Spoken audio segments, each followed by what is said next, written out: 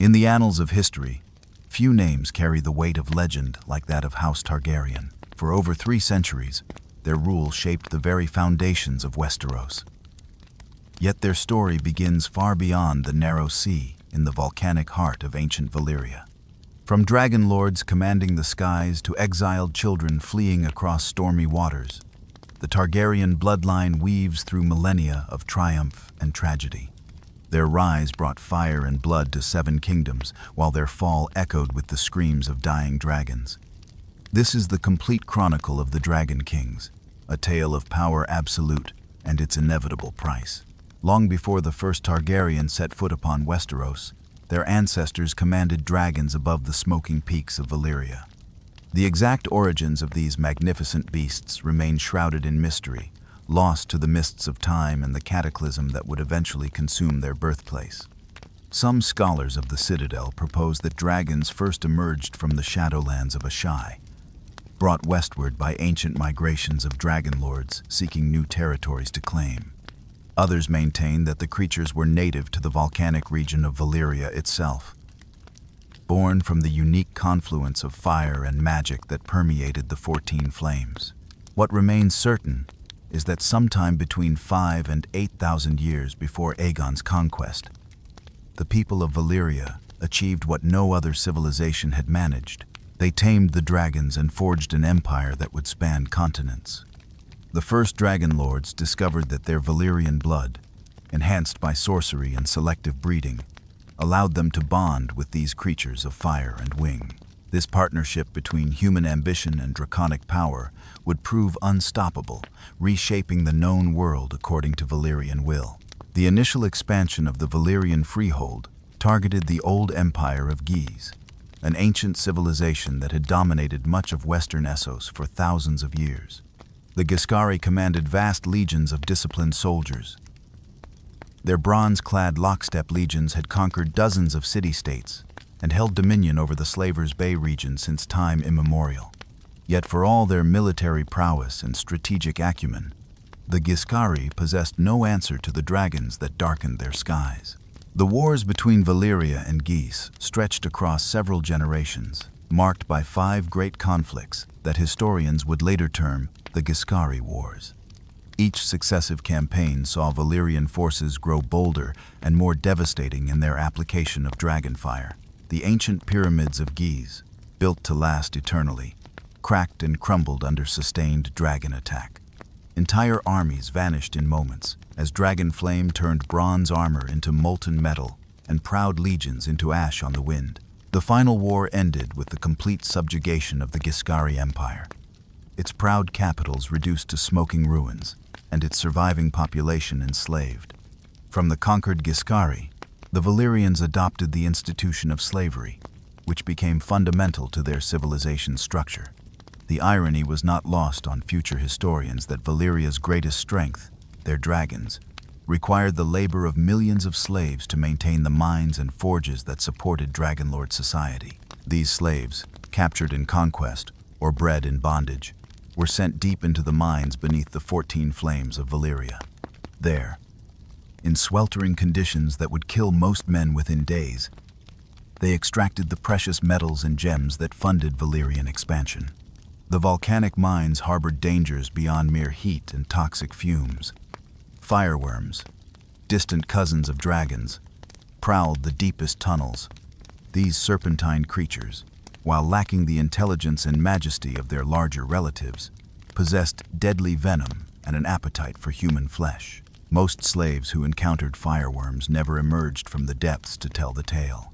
The wealth extracted from these hellish mines allowed the Valyrian freehold to continue its relentless expansion westward across Essos. City after city fell to their dragon-mounted armies, their populations either slaughtered in dragon fire or enslaved to fuel the ever-growing appetite for labor in the Valyrian heartland. The freehold's territory eventually encompassed virtually all of western Essos, stretching from the Bone Mountains in the east to the shores of the narrow sea in the west. Yet despite their overwhelming military superiority and seemingly insatiable hunger for conquest, the Valyrians made a puzzling decision that would echo through history. They stopped at the narrow sea, choosing not to cross the relatively narrow body of water to conquer the dozens of small kingdoms that dotted Westeros. This restraint seems particularly strange given that Westeros offered rich lands, valuable resources, and millions of potential slaves for their mines. Several theories attempt to explain this peculiar limitation to Valyrian expansion. The most widely accepted among maesters involves a prophecy discovered in ancient Valyrian texts, one that warned of doom arriving from the gold of Casterly Rock. According to this interpretation, Valyrian seers foresaw that conquest of Westeros would somehow lead to the destruction of their civilization. Whether through supernatural insight or mere superstition, this prophecy apparently convinced the Dragon Lords to avoid the Western continent entirely. An alternative theory, favored by some historians, suggests that the Valyrians did attempt to conquer Westeros but met with such devastating failure that they chose never to speak of it again. Proponents of this view point to mysterious references in fragmentary texts that hint at a great tragedy involving dragons and the Western lands. They speculate that perhaps the Valyrians encountered some force or magic in Westeros that proved capable of killing dragons, a discovery so shocking that it traumatized the Dragon Lords into permanent withdrawal. While the Valyrians avoided Westeros, they continued expanding their dominion over other regions of Essos. Approximately 1,000 years before the main events of our story, they turned their attention to the river-dwelling Rhoynar people. The Rhoynar had built a sophisticated civilization along the banks of the great river Rhoyne, their water magic and engineering prowess creating magnificent cities like Nysar and Croyan. Their culture valued art, music, and learning, creating a stark contrast to the militaristic expansion of Valyria. The conflict between Valyria and the Rhoynar represented more than mere territorial conquest. It was a clash between fundamentally different philosophies of civilization. The Rhoynar practiced water magic and lived in harmony with their river environment, while the Valyrians commanded fire and sought dominion over all they surveyed. The war was brutal and one-sided, dragons proving just as effective against Rhoynish water magic as they had against Giscari bronze. The most famous figure to emerge from this conflict was Princess Nymeria of the Rhoynar, a leader whose courage and foresight saved her people from complete extinction. As Valyrian dragons systematically destroyed Rhoynish cities and burned their great river vessels, Nymeria organized a massive evacuation. She led 10,000 ships carrying the surviving Rhoynar across the narrow sea to Dorne, the only region of Westeros that remained independent of conquest. In Dorne, Nymeria married Mors Martell and helped establish the unified Dornish kingdom, bringing Rhoynish customs and bloodlines into Westerosi culture. Her successful exodus became legendary, inspiring hope among conquered peoples throughout the known world that resistance to Valyrian domination was possible. The Rhoynar integration into Dornish society would later prove crucial to Dorne's successful resistance against Targaryen conquest, as their knowledge of guerrilla warfare and desert survival provided tactical advantages that even dragons could not easily overcome. The Valyrian freehold at its height was governed not by a single emperor or king, but by a complex system of competing dragonlord families. Approximately 40 houses possessed the blood of old Valyria and the ability to bond with dragons, making them the effective rulers of the known world's greatest empire.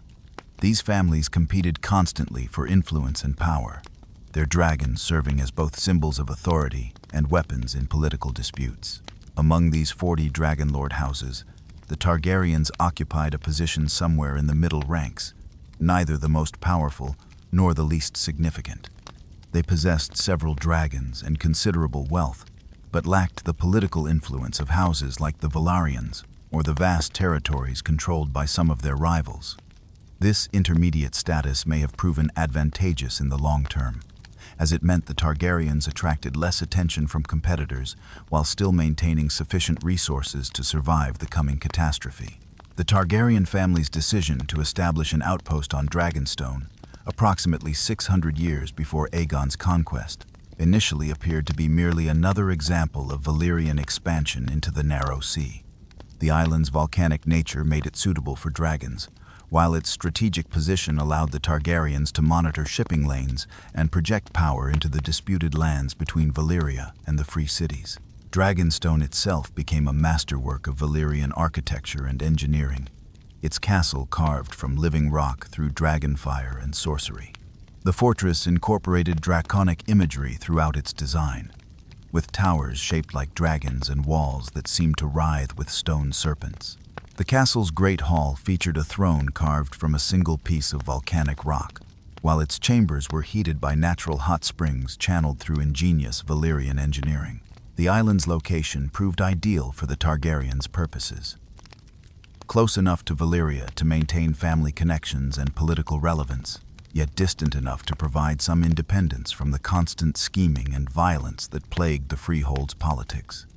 The Targaryens used Dragonstone as a base for their own trading operations and military expeditions, gradually building wealth and influence separate from their holdings in the Valyrian heartland. The salvation of House Targaryen came through the prophetic dreams of a young girl whose visions would preserve the last dragons in the known world. Daenerys Targaryen, later known as Daenerys the Dreamer, experienced a terrifying vision that showed her the complete destruction of Valyria in flames and ash.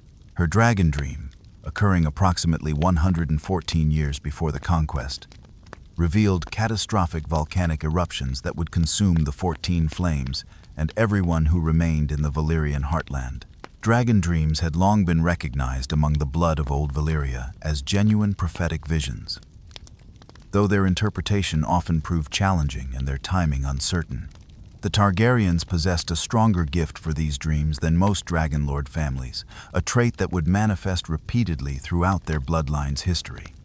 Daenerys' vision was particularly vivid and detailed, showing her not just the moment of destruction, but the events leading up to it and the aftermath that would follow. The young dreamer's father, Aenar Targaryen, faced a difficult decision when his daughter brought her vision to him. The Targaryens had significant holdings in Valyria, including mines, estates, and political connections that had taken generations to establish. Abandoning these assets based on a dream, however vivid, would cost the family enormously in both wealth and prestige. Other Dragonlord families would likely view such a retreat as cowardice or madness, potentially isolating the Targaryens from future opportunities. Despite these concerns, Aenar chose to trust his daughter's vision completely. He began quietly liquidating Targaryen assets in Valyria, selling properties and businesses, while carefully avoiding any actions that might alert competitors to his intentions. The family's dragons were discreetly relocated to Dragonstone, along with their most valuable possessions and loyal retainers. This gradual withdrawal took several years to complete, but it preserved the appearance of normal business operations while secretly preparing for permanent exile. The Targaryens' departure from Valyria proved remarkably prescient.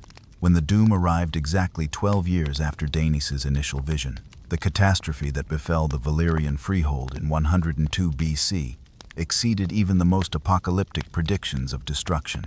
The 14 flames erupted simultaneously in a volcanic event of unprecedented scale, their combined fury tearing apart the very foundations of the Valyrian peninsula. The explosions were so violent that they shattered the land itself, creating the smoking sea and the maze of small islands that replaced the once mighty continent. The doom killed every dragon remaining in Valyria, along with their riders and the millions of people who called the freehold home. The volcanic eruptions released toxic gases that poisoned the air for hundreds of miles, while the ash clouds blocked out the sun across much of Essos. The smoking sea became a haunted wasteland, where ships' crews reported strange visions and supernatural phenomena, with many vessels that ventured too close to the ruins simply vanishing without trace.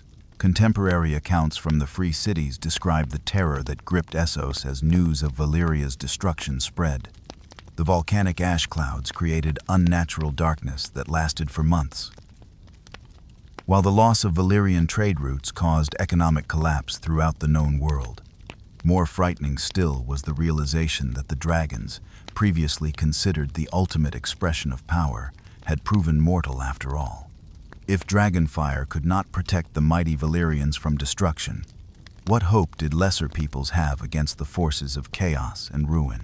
The Targaryens on Dragonstone found themselves in an extraordinary position as the only surviving dragonlords in the known world. Their 5 dragons, Balerion, Vagar, Meraxes, and 2 smaller beasts, represented the entirety of draconic power remaining after the doom. This unique status made them simultaneously the most powerful and most vulnerable people alive, as numerous forces would soon seek either to serve them or destroy them. The period following the doom became known as the Century of Blood, 100 years of warfare, chaos, and suffering that consumed much of Essos. With Valyrian authority removed, the former territories of the Freehold erupted into violence as various factions competed to claim the Dragon Lord's legacy. The Free Cities, previously subordinate to Valyrian power, now found themselves independent but surrounded by hostile neighbors and desperate refugees. Volantis, the first and greatest of the Free Cities, initially seemed positioned to inherit Valyrian dominance. Their ruling class included many families with Valyrian blood, and they possessed the largest military forces among the former subject cities. Volantene armies marched across Essos, attempting to recreate the freehold under their leadership while enslaving or destroying any who opposed them. For a time, their elephantine legions and superior organization made them appear unstoppable. However, the other free cities recognized the threat that Volantene hegemony represented and formed alliances to resist their expansion. Myr and Tirosh, despite their traditional rivalry, united against the Volantene threat and sought assistance from the only remaining Dragon Lords. Their ambassadors journeyed to Dragonstone, offering the Targaryens vast wealth and political concessions in exchange for military intervention against Volantis. The young Aegon Targaryen's decision to involve himself in Essosi politics marked his first major action as a Dragon Lord and demonstrated the power that the surviving dragons still commanded. Flying Balerion the Black Dread, the largest and most fearsome of the remaining dragons, Aegon struck at the Volantene fleet besieging Lys. The attack proved devastatingly effective, with dragonfire turning the proud Volantene ships into funeral pyres and their crews into ash scattered on the wind. This intervention shifted the balance of power in the disputed lands permanently, preventing any single free city from achieving the dominance that Valyria had once exercised. Aegon's demonstration of draconic power also served notice that the Targaryens remained a force to be reckoned with, despite their isolation on Dragonstone. The young Dragon Lord's willingness to project power beyond his island stronghold suggested ambitions that extended far beyond mere survival. Throughout the Century of Blood, the Targaryens largely remained aloof from the chaos-consuming Essos, content to maintain their position on Dragonstone while the former Valyrian territories tore themselves apart. This isolation allowed them to preserve their strength, while their potential rivals exhausted themselves in constant warfare. The Targaryen dragons grew larger and more powerful during this period, particularly Balerion, who reached enormous size feeding on the abundant wildlife of Dragonstone and the occasional Essosi battlefield. The island fortress itself became a refuge for those fleeing the violence on the mainland, with skilled craftsmen, learned men, and displaced nobles seeking Targaryen protection. This influx of talent strengthened the Targaryens' position considerably, providing them with expertise in various fields while building a network of supporters grateful for their sanctuary. The combination of growing draconic power and expanding human resources positioned the Targaryens to eventually project their influence far beyond Dragonstone. As the Century of Blood drew to a close, Aegon Targaryen had grown into a formidable leader whose ambitions extended beyond the narrow confines of his ancestral seat. His dragons had reached maturity, his supporters had multiplied, and his understanding of power politics had deepened through observation of the Essosi conflicts. Most importantly, he had begun experiencing dragon dreams that showed him visions of a great threat approaching from the far north, a danger that would require a united Westeros to defeat. These prophetic visions convinced Aegon that his destiny lay not in recreating the Valyrian freehold in Essos, but in forging something entirely new in the unconquered lands of Westeros. The dragon dreams showed him that only by uniting the 7 kingdoms under a single ruler could humanity hope to survive the coming darkness. This revelation would transform Aegon from an exiled dragon lord, seeking to reclaim his family's lost glory, into a conqueror determined to build something greater than Valyria had ever achieved. The stage was now set for the most ambitious conquest in the history of Westeros. as the last Dragon Lord prepared to cross the narrow sea with fire and blood. The lessons learned during the Century of Blood, the power accumulated during decades of careful preparation, and the urgent necessity revealed through prophetic dreams would all combine to fuel Aegon's determination to forge a new kingdom from the ashes of the old world. The age of Targaryen rule was about to begin, bringing with it both unprecedented unity and the seeds of future tragedy. The transformation of Aegon Targaryen from exiled Dragonlord to conqueror of Westeros began not with military ambition but with prophetic visions that haunted his dreams. These dragon dreams, inherited from his Valyrian bloodline and intensified by his family's unique gift for prophecy, revealed to him a terrible truth about humanity's future. In his visions, Aegon witnessed a great darkness emerging from the uttermost north, a threat so profound that it would require all of humanity united under a single banner to have any hope of survival. The dreams showed him armies of the dead marching beneath alien stars, their ranks swelled by every fallen defender who could not stand against their inexorable advance. He saw the Wall, that ancient barrier of ice and magic that protected the realms of men, cracking under supernatural assault, while the fractured kingdoms of Westeros fell one by one to an enemy that knew neither mercy nor defeat. Most disturbing of all, his visions revealed that only through the complete unification of Westeros under Targaryen rule could this apocalyptic future be prevented. These prophetic revelations fundamentally altered Aegon's perspective on his family's exile and reduced circumstances. Rather than viewing himself as a refugee from Valyrian destruction, seeking to reclaim lost glory, he began to understand his role as that of a savior whose conquest would preserve humanity itself. The burden of this knowledge weighed heavily upon him, transforming what might have been mere territorial ambition into a sacred mission that would justify any sacrifice necessary to achieve victory. Aegon's preparations for conquest reflected both his Valyrian heritage and his understanding of the unique challenges that Westeros would present. Unlike the vast slave armies that had served the Dragonlords of Old Valyria, Aegon would need to win the loyalty of free men who had never known foreign rule. This recognition influenced his strategic approach, leading him to emphasize the benefits of unity over the mere application of superior force, though he remained perfectly willing to employ dragonfire when diplomacy failed. The 3 dragons that would make conquest possible had grown to magnificent size during their years on Dragonstone, fed on the island's abundant sea life and occasional forays to hunt in the disputed lands of Essos. Balerion the Black Dread, Aegon's own mount, had become the largest dragon in the known world, his wings casting shadows that could darken entire towns and his flame hot enough to melt stone and steel alike. The great dragon's size and power made him a living symbol of Targaryen supremacy, while his intelligence and bond with Aegon created a partnership that transcended the normal relationship between rider and mount. Vhagar, ridden by Aegon's older sister and first wife Visenya, possessed a temperament as fierce and martial as her rider. The she-dragon's bronze-colored scales gleamed like burnished metal in sunlight, while her roar could be heard for miles across the narrow sea. Visenya's mastery of both sword and sorcery, combined with Vhagar's raw power, created a formidable combination that would prove crucial in the coming battles. Their partnership embodied the warrior tradition of Old Valyria, bringing both tactical brilliance and ruthless efficiency to Aegon's cause.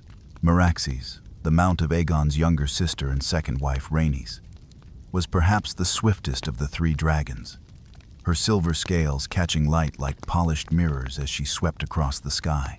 Rhaenys herself was known for her beauty, wit, and political acumen, qualities that made her invaluable in winning the hearts of conquered populations. The bond between Rhaenys and Meraxes reflected this gentler aspect of Targaryen power, demonstrating that dragons could inspire awe and loyalty as easily as terror and submission. The decision to marry both his sisters reflected not merely Valyrian custom, but Aegon's practical understanding of the political necessities his conquest would create. Visenya, as his older sister, represented duty and the continuation of ancient bloodlines that traced back to the Dragon Lords of Valyria. Their marriage secured the traditional legitimacy that would appeal to those who valued proper succession and noble heritage. Rhaenys, chosen for love rather than obligation, brought passion and genuine affection to Aegon's personal life, while providing him with political allies drawn to her charismatic personality. The conquest of Westeros began in earnest in the 37th year before the conquest, when Aegon's forces landed at the mouth of the Blackwater Rush. The location was chosen for both strategic and symbolic reasons, as the river provided access to the heart of the continent, while the coastal position allowed for easy resupply from Dragonstone. More importantly, the landing site placed Aegon's forces at the junction of three kingdoms, allowing him to potentially face his enemies separately, rather than risk fighting a coordinated alliance of all 7 kingdoms simultaneously. The initial response to Aegon's landing varied dramatically among the different kingdoms, reflecting the complex political landscape that had evolved during centuries of independence. Some rulers dismissed the Targaryen threat as merely another minor incursion from across the narrow sea, similar to the raids and trading expeditions that had occasionally troubled their coasts. Others recognized the unprecedented danger that dragons represented but struggled to coordinate effective responses due to traditional rivalries and competing interests. King Harrenhal of the Iron Islands and the Riverlands initially appeared confident that his massive fortress of Harrenhal would provide adequate protection against any conceivable threat.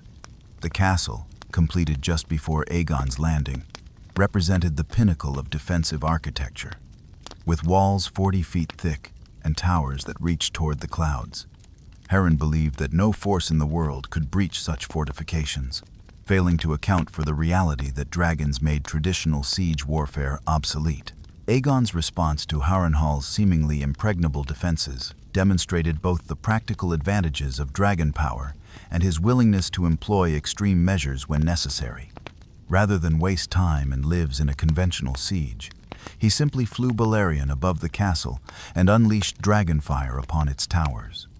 The flames, burning hotter than any forge, turned the great fortress into a furnace that cooked Harren and his sons alive within their own stronghold. The destruction of Harrenhal sent shockwaves throughout Westeros, proving that no castle could provide safety from dragons. The Field of Fire became the most famous single battle of the conquest, where Aegon faced the combined armies of the Reach and the Rock in open combat.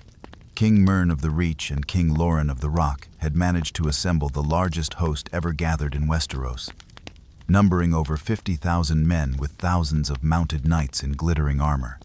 Their confidence in victory seemed justified, as no army in recorded history had ever faced such overwhelming odds and survived. Yet the battle demonstrated conclusively that numbers meant nothing against dragonfire, as all 3 Targaryens took to the sky simultaneously, for the only time during the conquest.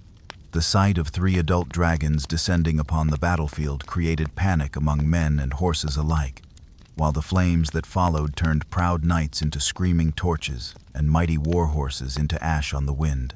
King Mern died in the Inferno, along with his entire lineage, while King Loren barely escaped with his life and a few hundred survivors. The aftermath of the Field of Fire saw the first major surrenders to Targaryen rule, as King Loren submitted to Aegon and was allowed to remain as Lord of Casterly Rock. This precedent of mercy for those who bent the knee became a cornerstone of Aegon's conquest strategy, encouraging other rulers to surrender rather than face destruction. The policy proved remarkably effective, as word spread that the Dragon King rewarded submission with continued lordship, while punishing resistance with fire and death. The conquest of the Stormlands presented unique challenges due to the personal relationships involved, as King Argilac the Arrogant was both an enemy to be defeated and the father of a potential political alliance.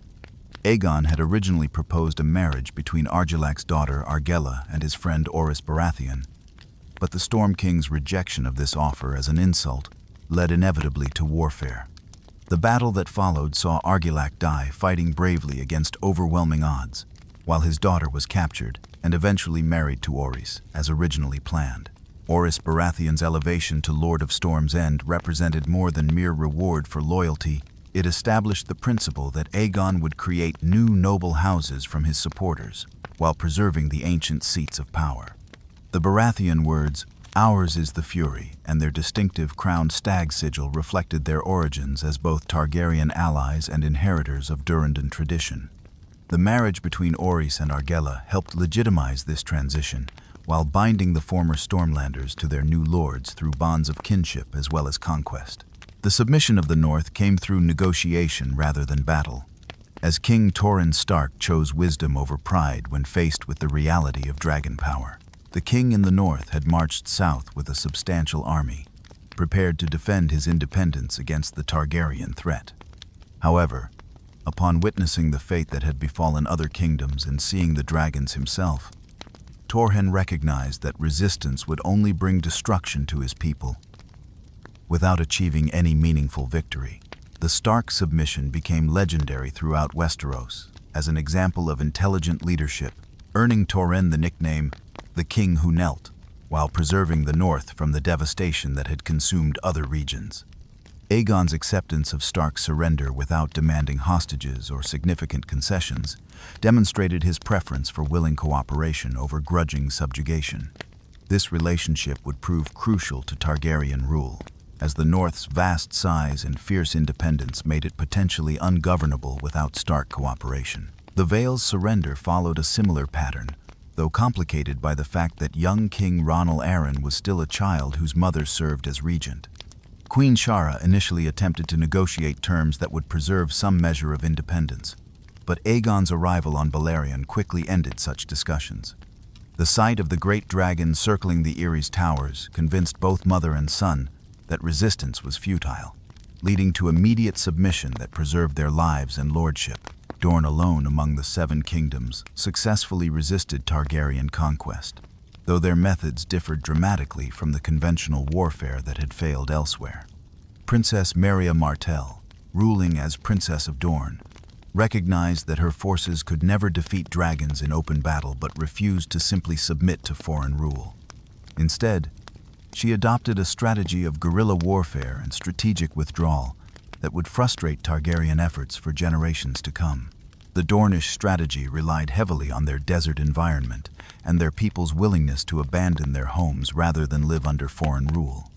When dragons appeared overhead, entire populations would melt away into the deep desert, leaving behind empty castles and burning towns but denying the Targaryens any meaningful targets for their superior firepower. This approach proved remarkably effective, as dragons could destroy buildings but could not rule over empty lands or govern missing populations. Aegon's decision to leave Dorne unconquered for the time being reflected both practical necessity and strategic wisdom. The conquest of 6 kingdoms had already stretched his resources considerably, while the Dornish resistance promised to be both costly and time-consuming. More importantly, Aegon understood that his primary goal was unifying Westeros against the coming darkness from the north, and Dorne's independence posed no threat to that greater purpose. The establishment of King's Landing represented perhaps Aegon's most lasting contribution to Westeros, creating a new capital that would serve as the political and economic heart of his united kingdom. The location at the mouth of the Blackwater provided excellent access to both land and sea routes, while the surrounding fertile lands could support a large population. The decision to build a completely new city rather than ruling from an existing castle demonstrated Aegon's vision of creating something unprecedented rather than merely inheriting what had come before. The construction of the Iron Throne became the ultimate symbol of Targaryen rule, forged from the swords of Aegon's defeated enemies and shaped by dragonfire into a seat of power that would endure for centuries. The throne's deliberately uncomfortable design reflected Aegon's belief that ruling should never be easy, while its jagged edges served as constant reminders of the price of kingship. The Iron Throne became more than furniture. It transformed into an icon of authority that would inspire both loyalty and terror throughout the realm. The death of Aegon, the Conqueror, in the 37th year of his reign, left behind not only a united kingdom, but also fundamental questions about succession that would plague House Targaryen for generations. The king's 2 sons, born of different mothers and possessed of dramatically different temperaments, represented competing visions of what Targaryen rule should become.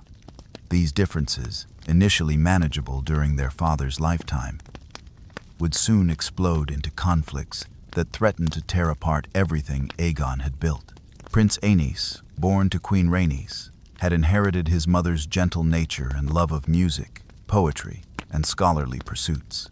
From an early age, he displayed a sensitivity and artistic temperament that set him apart from the martial traditions typically associated with dragon lords. While he could ride a dragon and wielded the traditional Valyrian steel sword Dark Sister with adequate skill, Aenys showed little enthusiasm for warfare or the harsh realities of rule that his father had mastered so completely. The question of Aenys's parentage had whispered through the court since his birth, as his gentle nature and scholarly interests bore little resemblance to either Aegon's commanding presence or the Targaryen tradition of warrior kings. Some courtiers quietly suggested that Queen Rhaenys had found comfort elsewhere during Aegon's long campaigns, pointing to the prince's lack of typical Targaryen traits as evidence of illegitimate birth. These rumors, never proven but never fully dispelled, would undermine Aenys's authority throughout his reign. Prince Maegor, born to Queen Visenya, embodied every aspect of the warrior tradition that his half-brother seemed to lack. From childhood, he demonstrated exceptional skill with weapons, a fierce temperament that brooked no opposition, and an absolute certainty in his own authority that reminded observers of Aegon himself. Maegor's dragon Balerion, inherited after his father's death, reinforced his image as the true heir to Targaryen power and military supremacy. Yet Maegor's parentage also attracted speculation, though of a different nature than the questions surrounding Aenys. Some whispered that Visenya had used dark sorcery to conceive when natural methods failed, pointing to Maegor's exceptional size and strength as evidence of supernatural intervention. Others suggested that the queen's knowledge of ancient Valyrian magics had somehow enhanced her son beyond normal human limitations, creating a warrior of legendary capabilities but questionable humanity. The contrast between the two princes became increasingly apparent as they matured, with Aenys gravitating toward the company of maesters, septons, and artists, while Maegor surrounded himself with warriors, sellswords, and those who shared his appetite for violence. This division reflected deeper philosophical differences about the nature of kingship, with Aenys believing that rulers should inspire love and loyalty through benevolence, while Maegor maintained that only fear could ensure lasting obedience. When Aegon died and Aenys ascended to the Iron Throne as the second Targaryen king, these philosophical differences immediately translated into practical governance challenges. The new king's first acts emphasized mercy and reconciliation, pardoning rebels and reducing taxes while attempting to rule through consensus rather than royal decree. These policies initially proved popular among the common people, who had borne the costs of conquest and welcomed a respite from constant warfare. However, Aenys's gentle approach also emboldened those who had never fully accepted Targaryen rule to test the new king's resolve. The Faith Militant, a religious order that had been suppressed during Aegon's reign, began to reorganize and challenge royal authority on doctrinal grounds. Their primary objection focused on the Targaryen practice of incestuous marriage, which they condemned as an abomination before the gods that no true king should permit or practice. The rebellion that erupted during Aenys's reign began not with military action, but with religious condemnation, as the High Septon declared that the king's marriage to his sister Rhaena violated both divine law and natural order. This proclamation encouraged other dissidents to voice their opposition more openly, leading to uprisings in multiple regions, as various lords saw opportunity in the king's apparent weakness.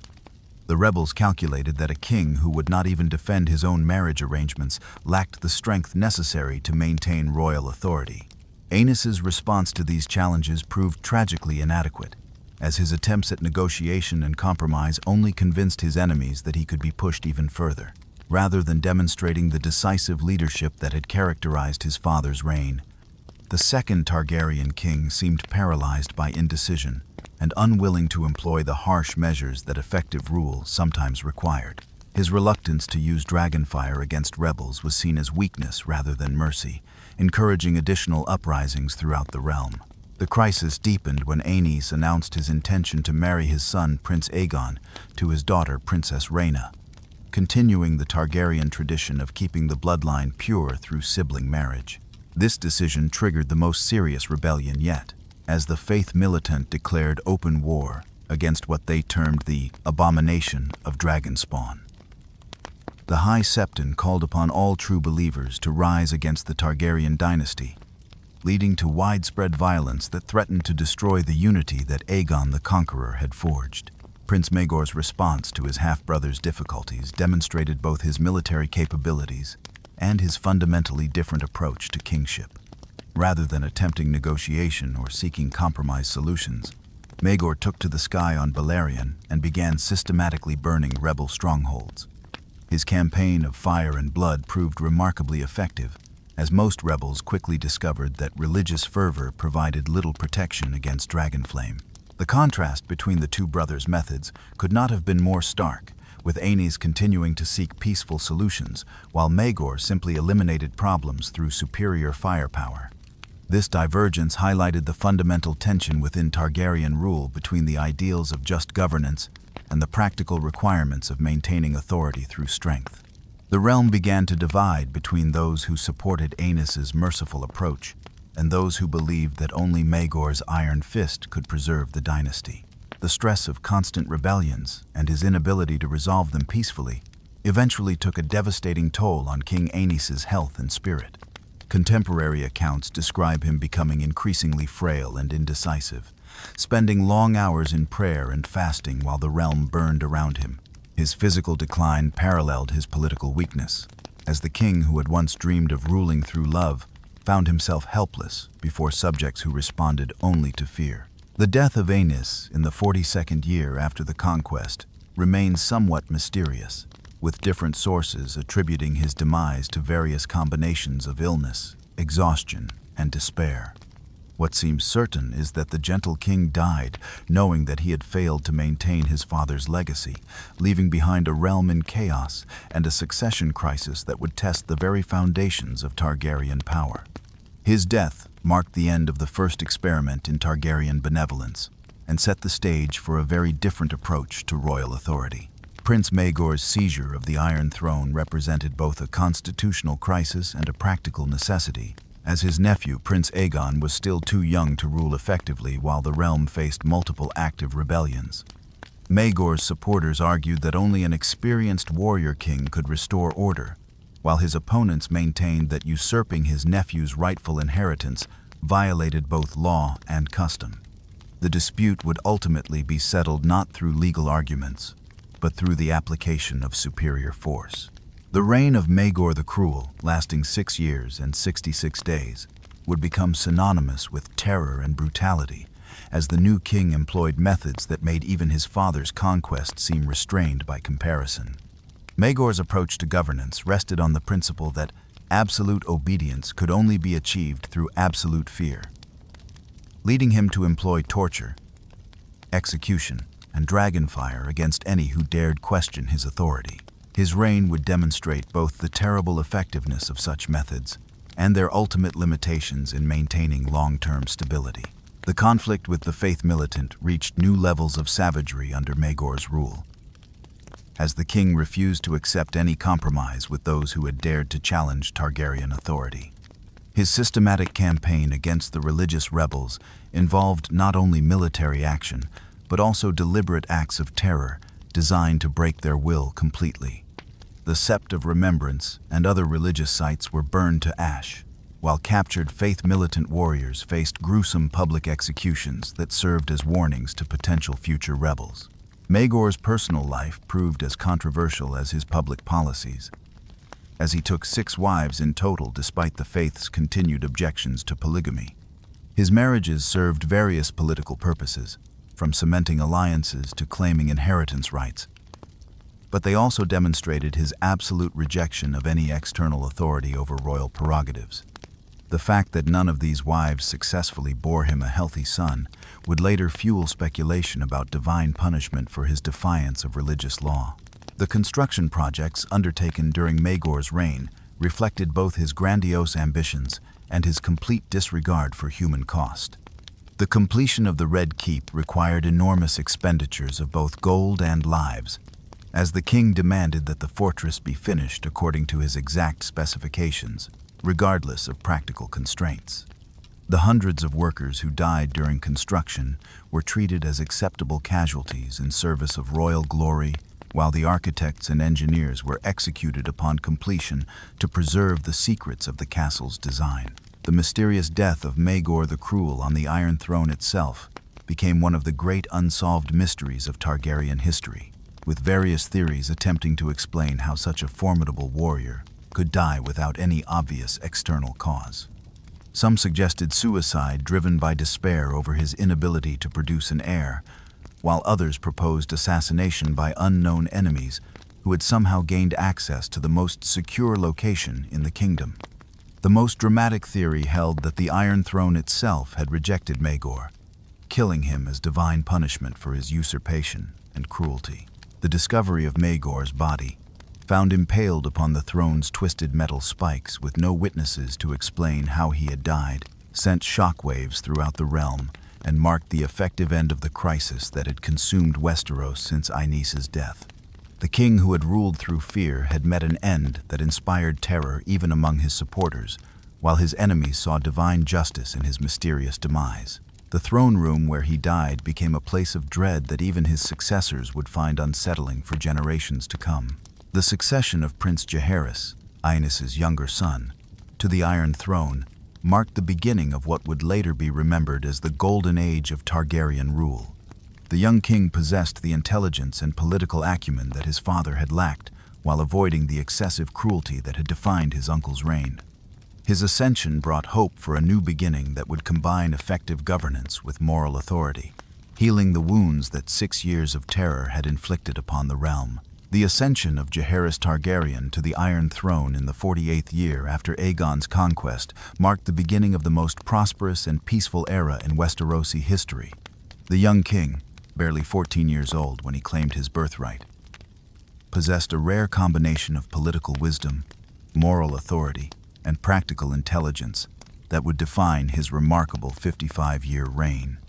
His early experiences witnessing the chaos of his father's weakness and his uncle's brutality had taught him valuable lessons about the delicate balance required for effective kingship. Jaehaerys understood that lasting royal authority required more than mere force or good intentions. It demanded the careful cultivation of legitimacy through both strength and justice.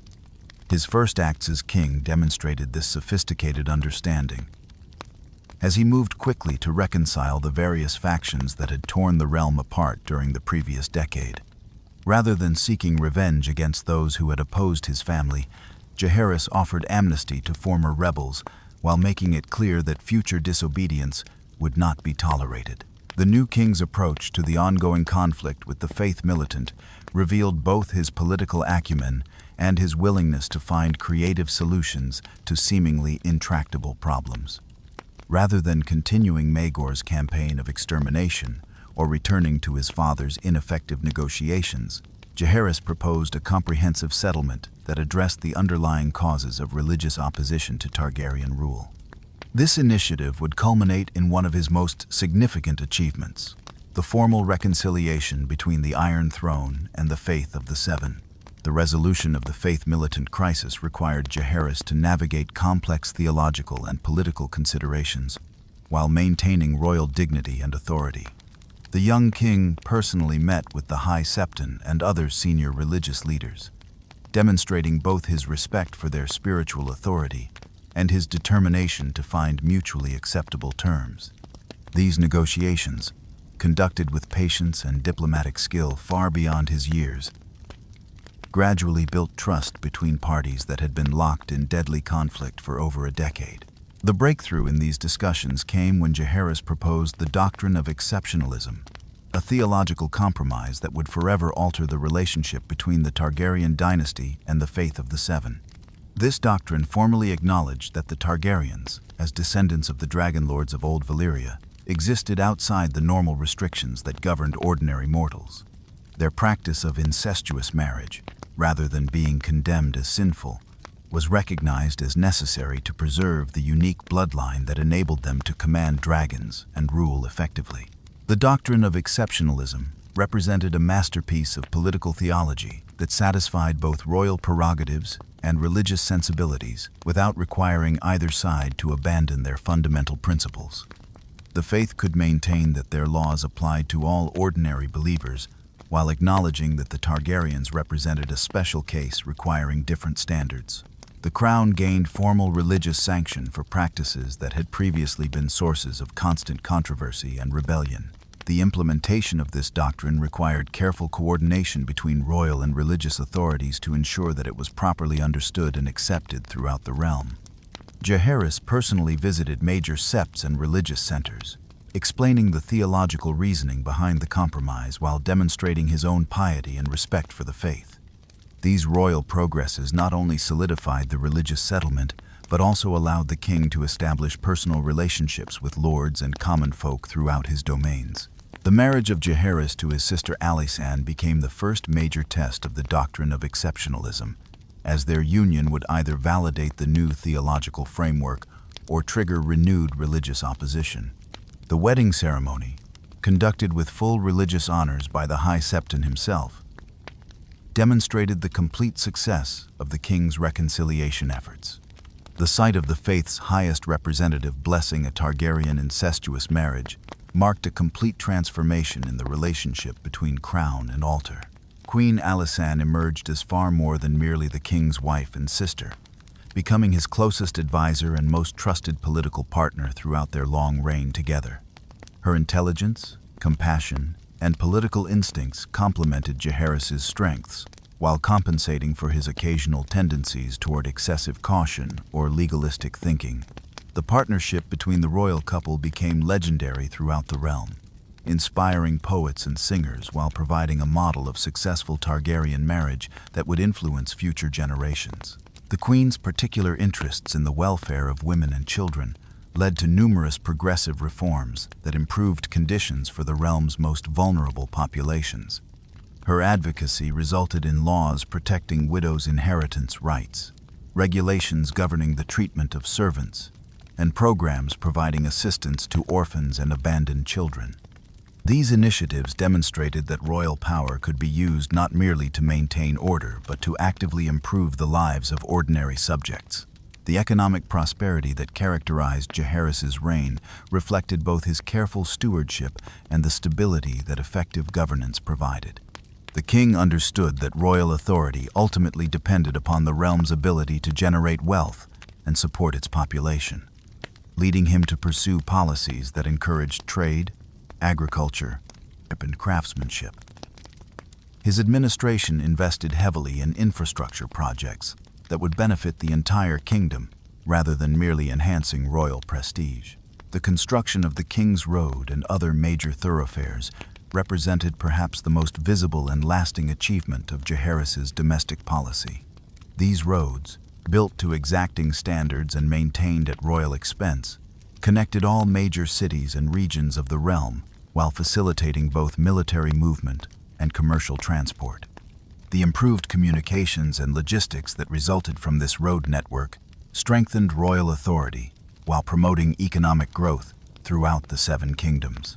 The expansion of the Night's Watch territories and the construction of new castles along the wall demonstrated Jaehaerys' understanding of threats that extended beyond immediate political concerns. The king recognized that the ancient order protecting the realm's northern frontier required sustained support to maintain their effectiveness against whatever dangers might emerge from beyond the wall. His generous grants of land and resources to the Watch reflected both practical strategic thinking and his sense of responsibility for all aspects of royal duty.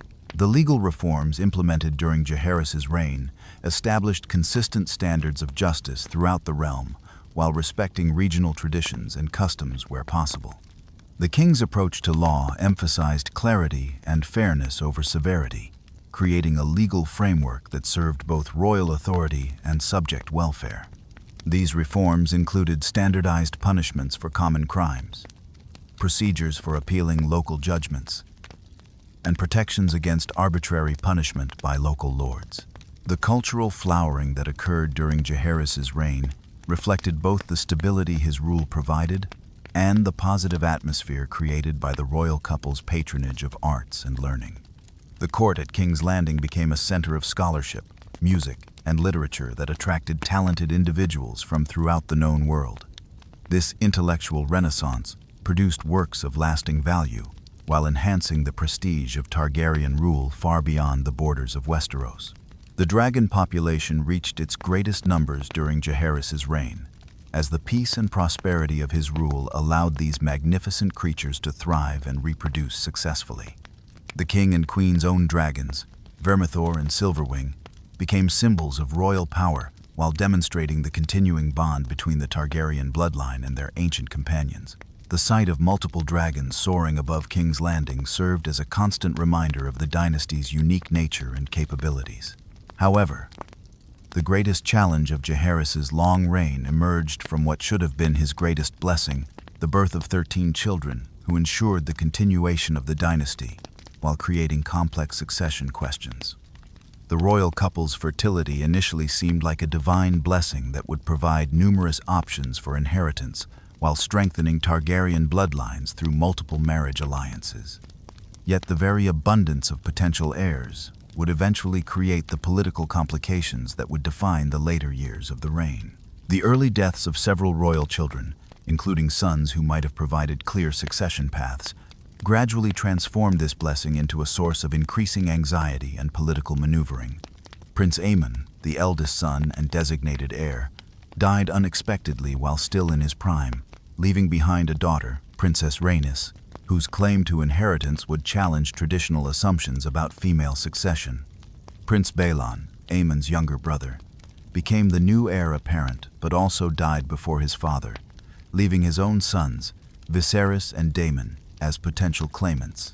The question of whether inheritance should follow the principle of absolute primogeniture, favoring Rhaenys as Aemon's eldest child, or male primogeniture, favoring Baelon's line, created unprecedented constitutional questions that had no clear answers in Westerosi law or tradition.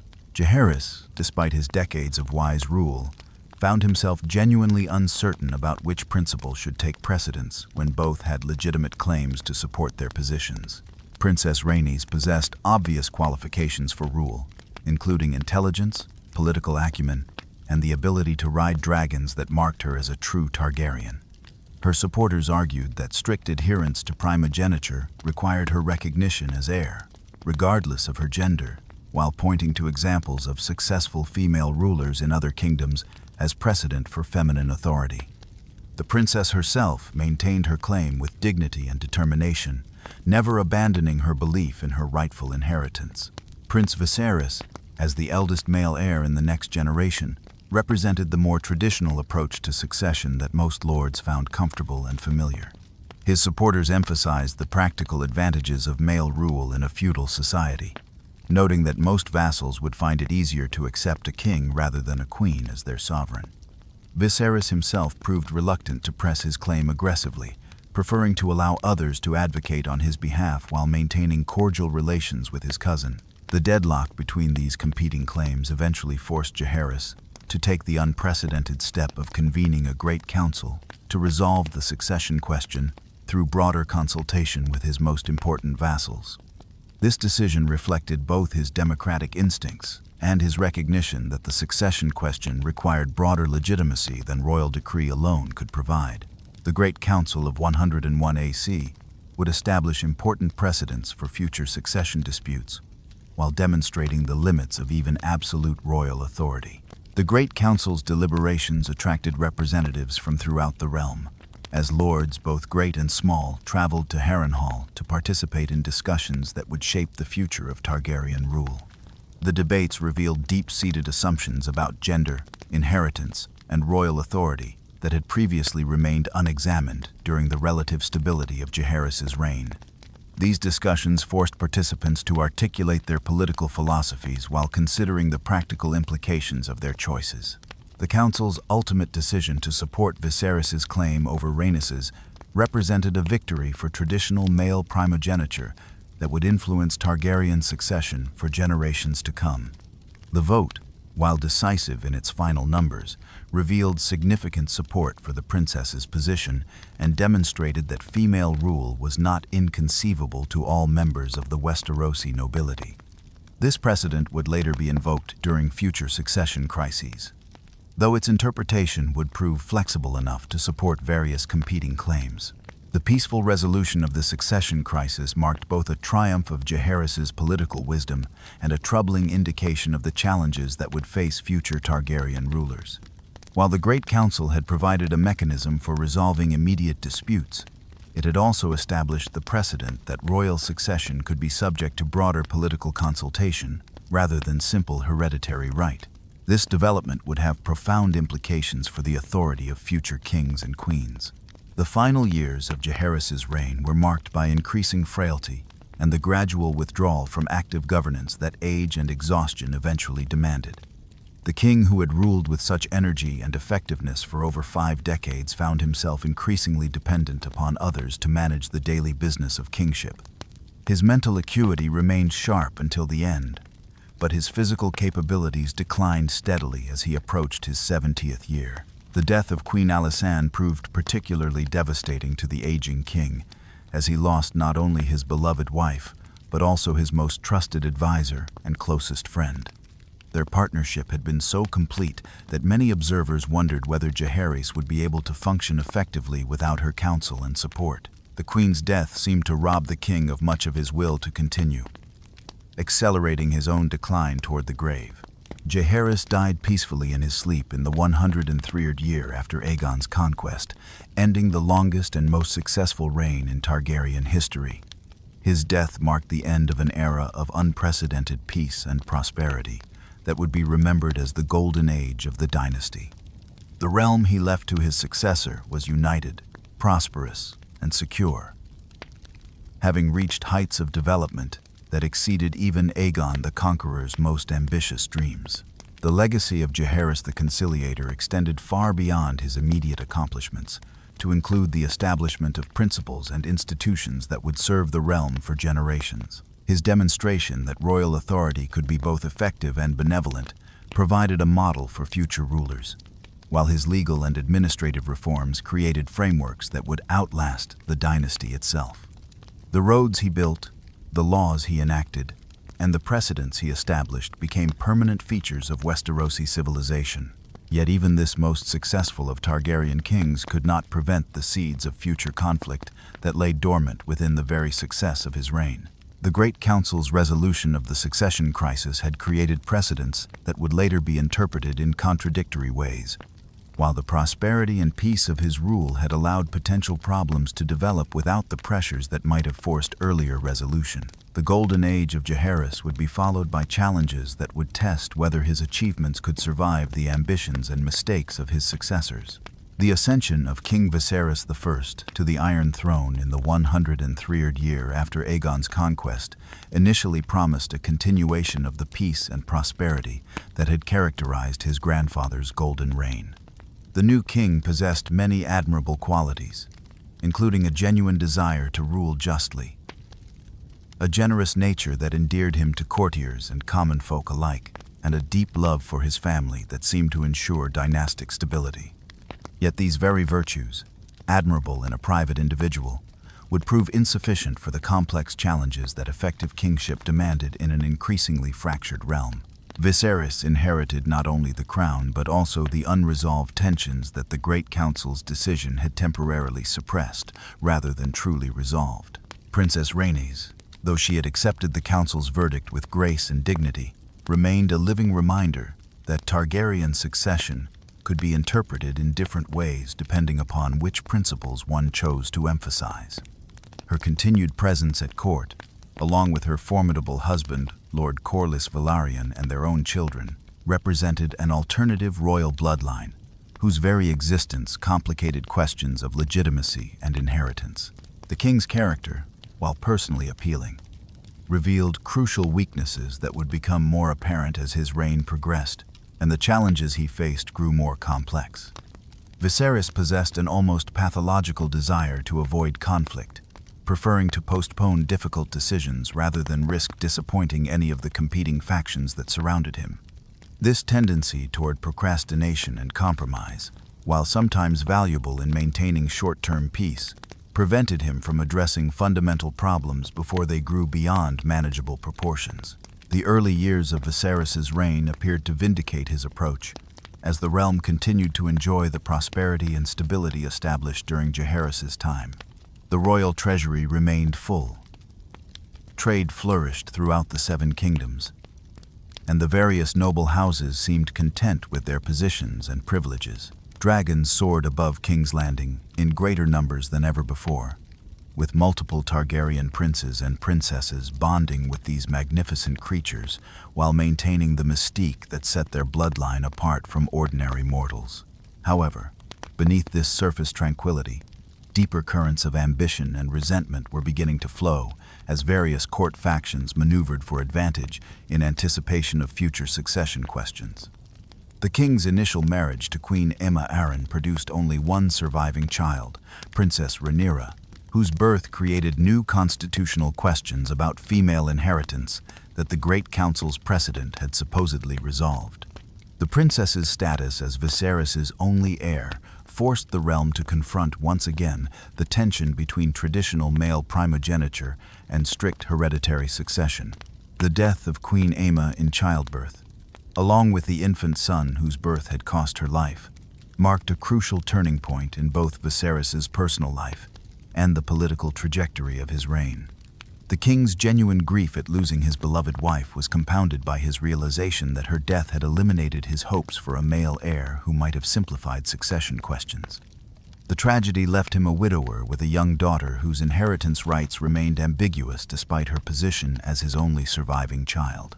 Princess Rhaenyra's character and capabilities suggested that she might prove worthy of the throne regardless of questions about female rule. Even as a child, she displayed the intelligence, determination, and natural authority that had characterized the most successful Targaryen monarchs. Her ability to bond with dragons, demonstrated when she claimed Syrax as her mount, proved that she possessed the mystical connection to these creatures that marked true dragon lords. Her education under skilled tutors ensured that she understood the complexities of governance and diplomacy that effective rule required. The king's decision to formally name Rhaenyra as his heir represented both a progressive step toward gender equality and a dangerous precedent that contradicted the Great Council's earlier ruling in favor of male succession. Viserys apparently believed that his royal prerogative allowed him to designate his successor regardless of broader political considerations, failing to anticipate the opposition that this choice would generate among lords who preferred traditional inheritance patterns. The ceremony in which the realm's greatest nobles swore allegiance to Princess Rhaenyra seemed to settle the succession question definitively. Yet even as these lords knelt before the princess and pledged their loyalty, many harbored private reservations about actually serving under a queen when the time came for her to claim the throne.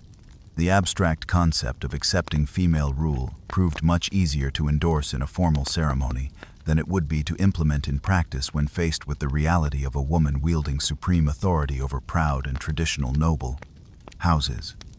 These unspoken doubts would later manifest as political opposition that would tear the realm apart. The king's remarriage to Alicent Hightower fundamentally altered the political dynamics of the court, while creating new possibilities for succession disputes that had seemed permanently resolved.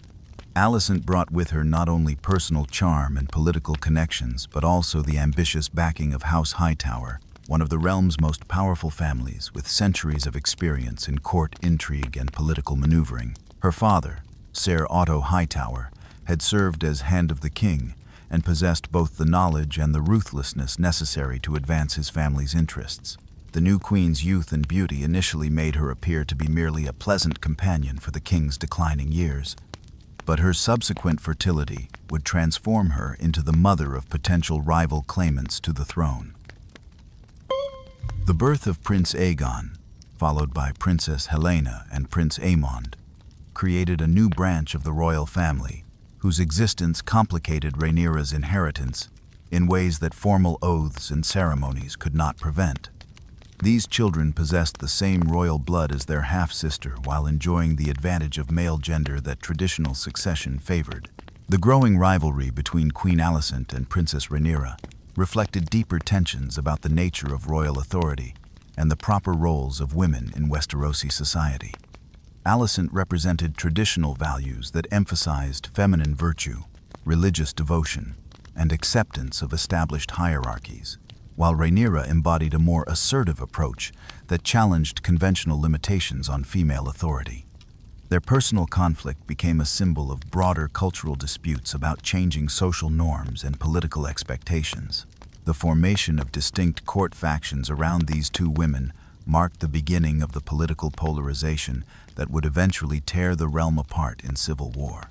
The supporters of Princess Rhaenyra, who would later be known as the Blacks, included those who favored strict hereditary succession, progressive nobles who supported expanded female roles, and political opportunists who calculated that backing the designated heir offered the best path to advancement.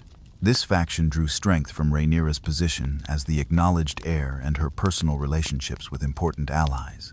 The faction supporting Queen Alicent's children, later known as the Greens, attracted traditional conservatives who preferred male rule, religious leaders who emphasized conventional morality, and ambitious nobles who saw opportunity in supporting potential future kings rather than an established princess.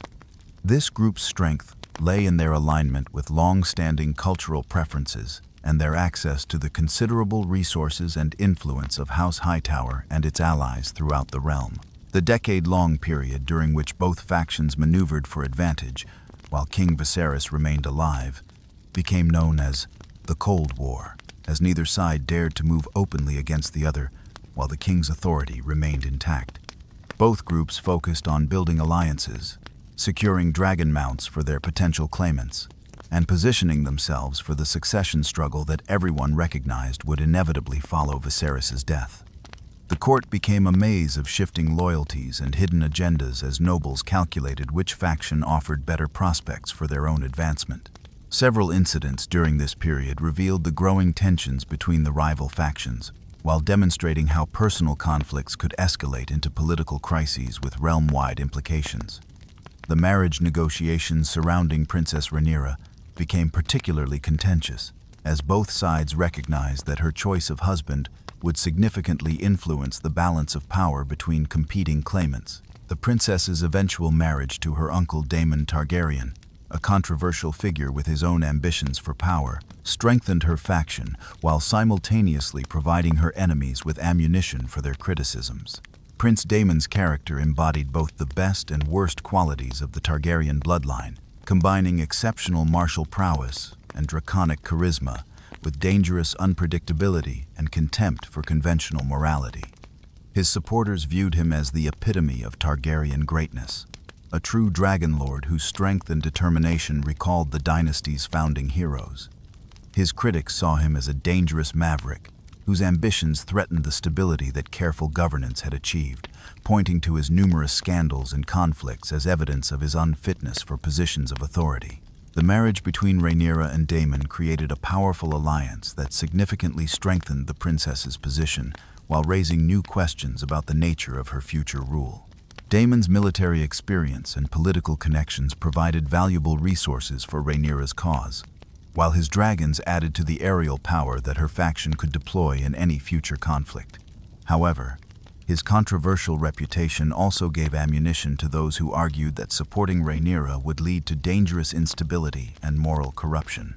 The birth of children to both Rhaenyra and Alicent during this period created additional complications as the number of potential claimants multiplied while their relationships became increasingly complex. Rhaenyra's sons, by her first marriage to Laenor Velaryon, faced questions about their parentage that recalled the similar doubts that had plagued earlier Targaryen princes, while her children, by Daemon, were unquestionably of pure Targaryen blood. Alicent's sons grew to maturity during this time, developing their own personalities and political preferences that would influence their future actions. The question of dragon allocation became particularly significant, as the various royal children reached ages suitable for bonding with these creatures. The Targaryens possessed more dragons during this period than at any time since the doom of Valyria, providing opportunities for multiple family members to become dragon riders while ensuring that any future conflict would involve aerial combat on an unprecedented scale. The successful bonding of children from both factions with powerful dragons guaranteed that any civil war would be devastating in its scope and intensity. The aging of King Viserys and his gradual withdrawal from active governance created a power vacuum that both factions attempted to fill through their own networks and alliances. The king's declining health became a source of constant speculation and maneuvering, as courtiers attempted to position themselves for the transition that everyone knew was approaching. Viserys's continued insistence that Rhaenyra remained his chosen heir conflicted with the growing strength of the Green faction and their increasing confidence in their ability to challenge her succession. The final years of Viserys's reign were marked by increasingly desperate attempts to maintain the unity of his family and prevent the open conflict that threatened to destroy everything his predecessors had built. The king's efforts to reconcile the competing factions through marriages, honors, and political compromises demonstrated both his genuine desire for peace and his failure to understand that some conflicts could not be resolved through goodwill and ceremony.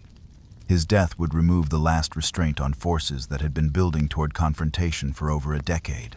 The death of King Viserys I, in the 129th year after Aegon's conquest, immediately triggered the succession crisis that had been building for over a decade, as both major factions moved quickly to secure their positions and advance their competing claims to the Iron Throne. The king's passing occurred at a particularly unfortunate moment, with Princess Rhaenyra absent from the capital on Dragonstone while the Green faction maintained control over King's Landing and the immediate apparatus of royal government. This geographical advantage would prove crucial in the opening moves of the conflict that would come to be known as the Dance of Dragons. Queen Alicent and her supporters had prepared extensively for this moment, developing detailed plans for securing power immediately upon the king's death, rather than allowing Rhaenyra time to organize her own response. The Green conspiracy included not only prominent nobles like Ser Otto Hightower and Lord Jasper Wilde, but also key military commanders and religious leaders who could provide legitimacy for their actions. Their control over the capital's defenses and treasury gave them significant initial advantages that they moved quickly to exploit. The coronation of Prince Aegon II as king took place within hours of his father's death, conducted with deliberate haste in the Dragon Pit before thousands of assembled citizens who were given no opportunity to consider alternatives. The ceremony emphasized traditional succession principles, while portraying Aegon as the rightful heir who was merely claiming his birthright against the illegitimate pretensions of his half-sister. The new king's supporters presented themselves as defenders of law and custom against dangerous innovation that threatened the natural order. The speed and efficiency of this coronation demonstrated the considerable organizational capabilities of the Green faction, while revealing the extent of their preparation for this moment. The presence of numerous lords who had previously sworn allegiance to Princess Rhaenyra at Aegon's coronation illustrated both the weakness of such oaths when confronted with political reality and the success of Green recruitment efforts during the preceding years. Many nobles apparently concluded that supporting the candidate who controlled the capital offered better prospects than honoring previous commitments to an absent princess. Princess Rhaenyra's response to news of her father's death and her half-brother's usurpation revealed both her determination to claim her inheritance and her initial underestimation of the opposition she faced. The princess had apparently assumed that the oaths sworn to her years earlier would be honored regardless of changing circumstances, failing to account for the political pressures and personal interests that influenced noble loyalties. Her immediate proclamation as Queen Rhaenyra I from Dragonstone demonstrated her refusal to accept Aegon's coronation while establishing the legal framework for her own claim. The rival coronations created a constitutional crisis unprecedented in Targaryen history, as two claimants simultaneously held royal titles while controlling different portions of the realm. This division forced every noble house to choose sides in a conflict that would determine not only the identity of the monarch, but also the future political alignment of the Seven Kingdoms. The choice between supporting Rhaenyra's hereditary claim or Aegon's traditional male succession became a test of political philosophy that revealed deep-seated divisions within Westerosi society. The early diplomatic maneuvering between the rival factions demonstrated both sides' initial hopes that the conflict might be resolved without extensive bloodshed, and their fundamental misunderstanding of their opponents' determination. Rhaenyra's offers to confirm Aegon and his brothers in their current positions in exchange for recognition of her own authority were rejected by the Green Council, who correctly calculated that accepting subordinate roles would leave them vulnerable to future retaliation. Similarly, Green proposals for partition or shared authority failed to account for Rhaenyra's absolute conviction that the throne belonged to her by right. The failure of these negotiations made military conflict inevitable, as neither side possessed sufficient strength to intimidate the other into submission, while both commanded resources that made victory seem achievable. The Black faction controlled more dragons initially, including several of the largest and most experienced beasts, while commanding the loyalty of the powerful Valyrian fleet and significant portions of the North and Riverlands. The Green faction held the capital and its defenses, the royal treasury, and strong support in the Reach and Westerlands, creating a rough balance of power that promised a prolonged and devastating struggle. The first major engagement of the war occurred at Rook's Rest, where Queen Rhaenys and her dragon Meleys encountered the combined forces of King Aegon II on Sunfire and Prince Aemond on Vhagar. The battle demonstrated both the devastating power of dragon combat and the personal costs that such conflicts would exact from the royal family itself. The death of Rhaenys, known as the Queen Who Never Was, deprived the Black faction of one of their most experienced dragon riders while providing the Greens with their first major victory. The loss of Rhaenys proved particularly damaging to Black morale because her reputation for wisdom and political acumen had made her a stabilizing influence within Rhaenyra's faction. Her death also eliminated the possibility of reconciliation based on the older generation's shared experiences and relationships, leaving the conflict in the hands of younger participants whose personal animosities ran deeper. The psychological impact of losing such a respected figure extended beyond mere military considerations to affect the confidence and unity of Rhaenyra's supporters. Prince Daemon's actions throughout the early stages of the war revealed both his strategic brilliance and his increasingly erratic behavior under the pressures of combat and political responsibility. His successful campaign in the Riverlands demonstrated his military capabilities while securing crucial territory for the Black cause, but his methods grew increasingly brutal as the conflict progressed. The harshness of his tactics reflected both his determination to achieve victory and his growing desperation as the war's costs mounted without decisive resolution. The Battle of the Gullet represented perhaps the most devastating single engagement of the entire conflict, as the Valyrian fleet clashed with Triarchy forces supported by green dragons in a massive naval battle that determined control of the Narrow Sea. The death of Prince Jacaerys Velaryon during this engagement deprived Rhaenyra of both a beloved son and a capable military commander, while demonstrating that even the largest dragons were vulnerable to concentrated attacks. The battle's outcome shifted naval supremacy toward the Green faction, while inflicting irreplaceable losses on both sides. The psychological trauma inflicted by Jacaerys' death marked a turning point in Rhaenyra's character, as the loving mother and determined claimant began transforming into the bitter and paranoid figure that contemporary sources would later describe.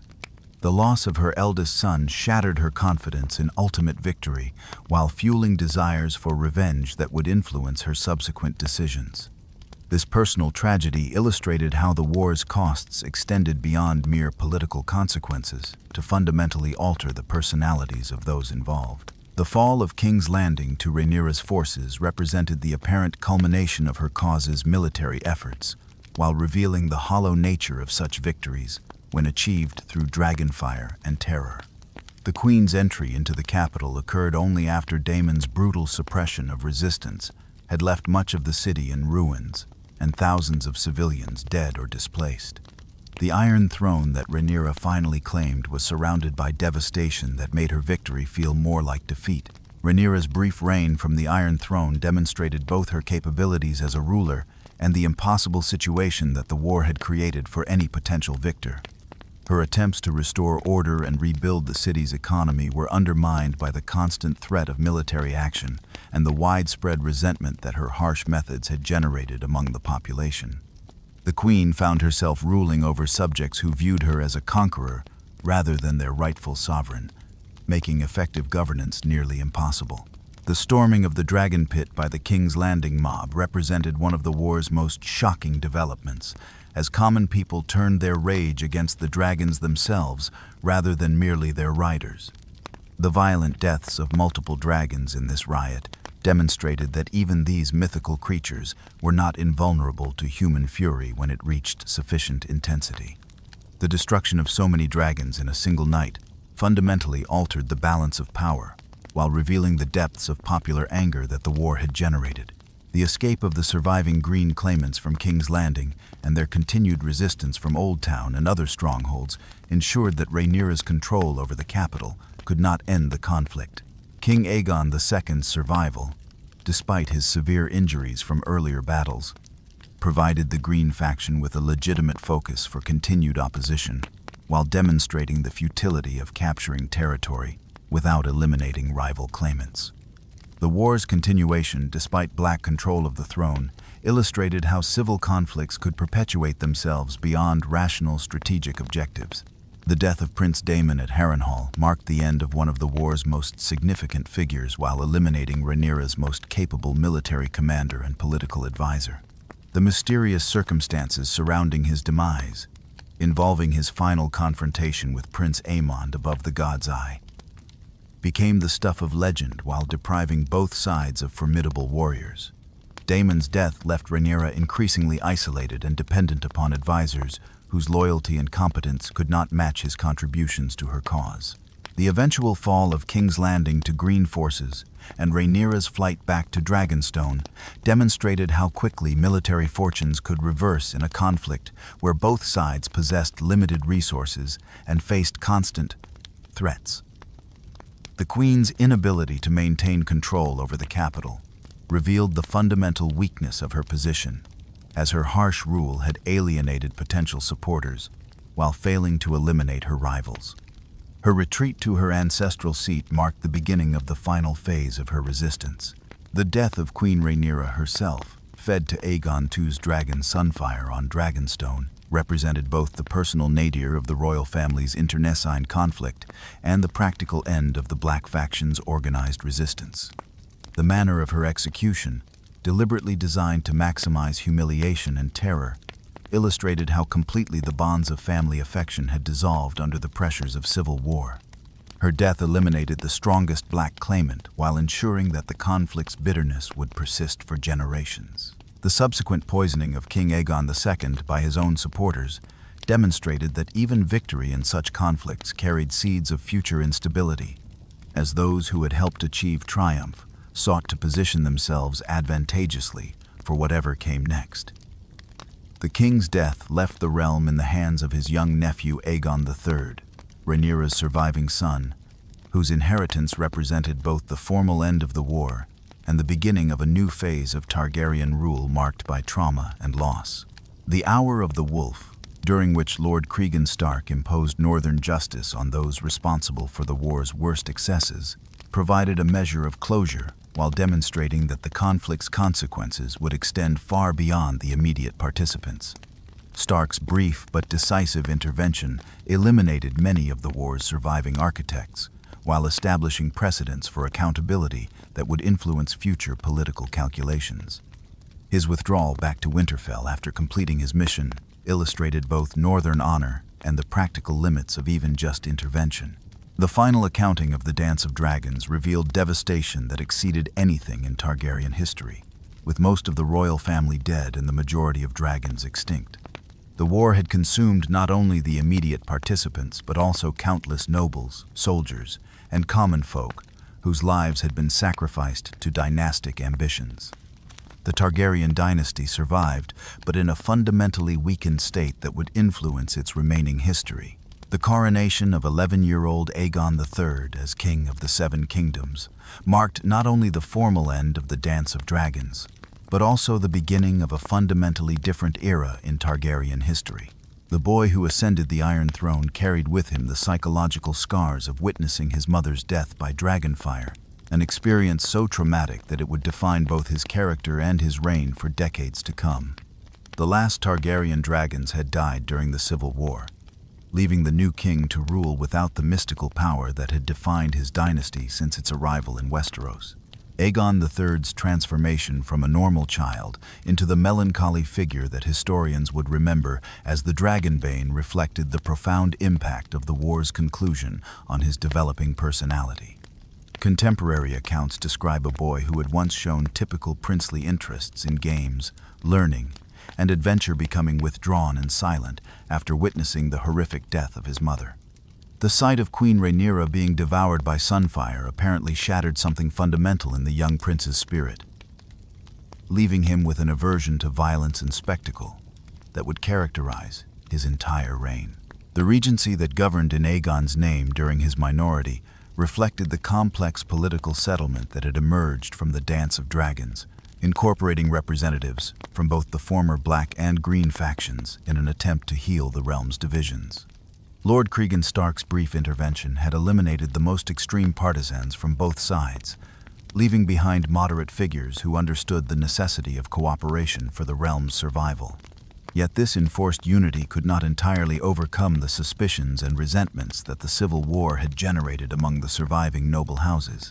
The economic devastation that the dance had inflicted upon the Seven Kingdoms required immediate attention from the new government, as years of warfare had disrupted trade, destroyed infrastructure, and depleted the royal treasury. The regents faced the enormous challenge of rebuilding the kingdom's finances while maintaining the military forces necessary to preserve order and defend against external threats. The cost of reconstruction strained resources that had already been severely diminished by the Civil War's enormous expenses. The absence of dragons fundamentally altered the nature of Targaryen rule, forcing the dynasty to rely upon conventional military power and political alliances rather than the supernatural authority that had defined their dominance since Aegon's conquest. This transition proved particularly challenging because many of the kingdom's institutions and traditions had developed around the assumption that the ruling house possessed unique capabilities that set them apart from ordinary mortals. Without dragons, the Targaryens became merely another noble family, albeit one with a prestigious history and legitimate claim to the throne. The various attempts to restore dragons during Aegon III's reign revealed both the dynasty's desperate desire to reclaim their lost power and their fundamental misunderstanding of the forces that had originally enabled human-dragon bonding. The surviving dragon eggs from the royal collection remained stubbornly lifeless, despite elaborate hatching ceremonies that incorporated everything from ancient Valyrian rituals to the newest theories developed by maesters and sorcerers. These failures reinforced the growing perception that the Age of Dragons had ended permanently, taking with it the Targaryens' claim to mystical authority. The king's personal aversion to dragons and everything associated with them created additional complications for these restoration efforts, as Aegon III actively discouraged attempts to revive the creatures that had traumatized him so severely. His courtiers learned to avoid mentioning dragons in his presence, while artists and poets were discouraged from creating works that celebrated the dynasty's draconic heritage. This systematic suppression of dragon imagery and symbolism reflected the king's psychological needs, but also contributed to the gradual erosion of the mystique that had once surrounded Targaryen rule.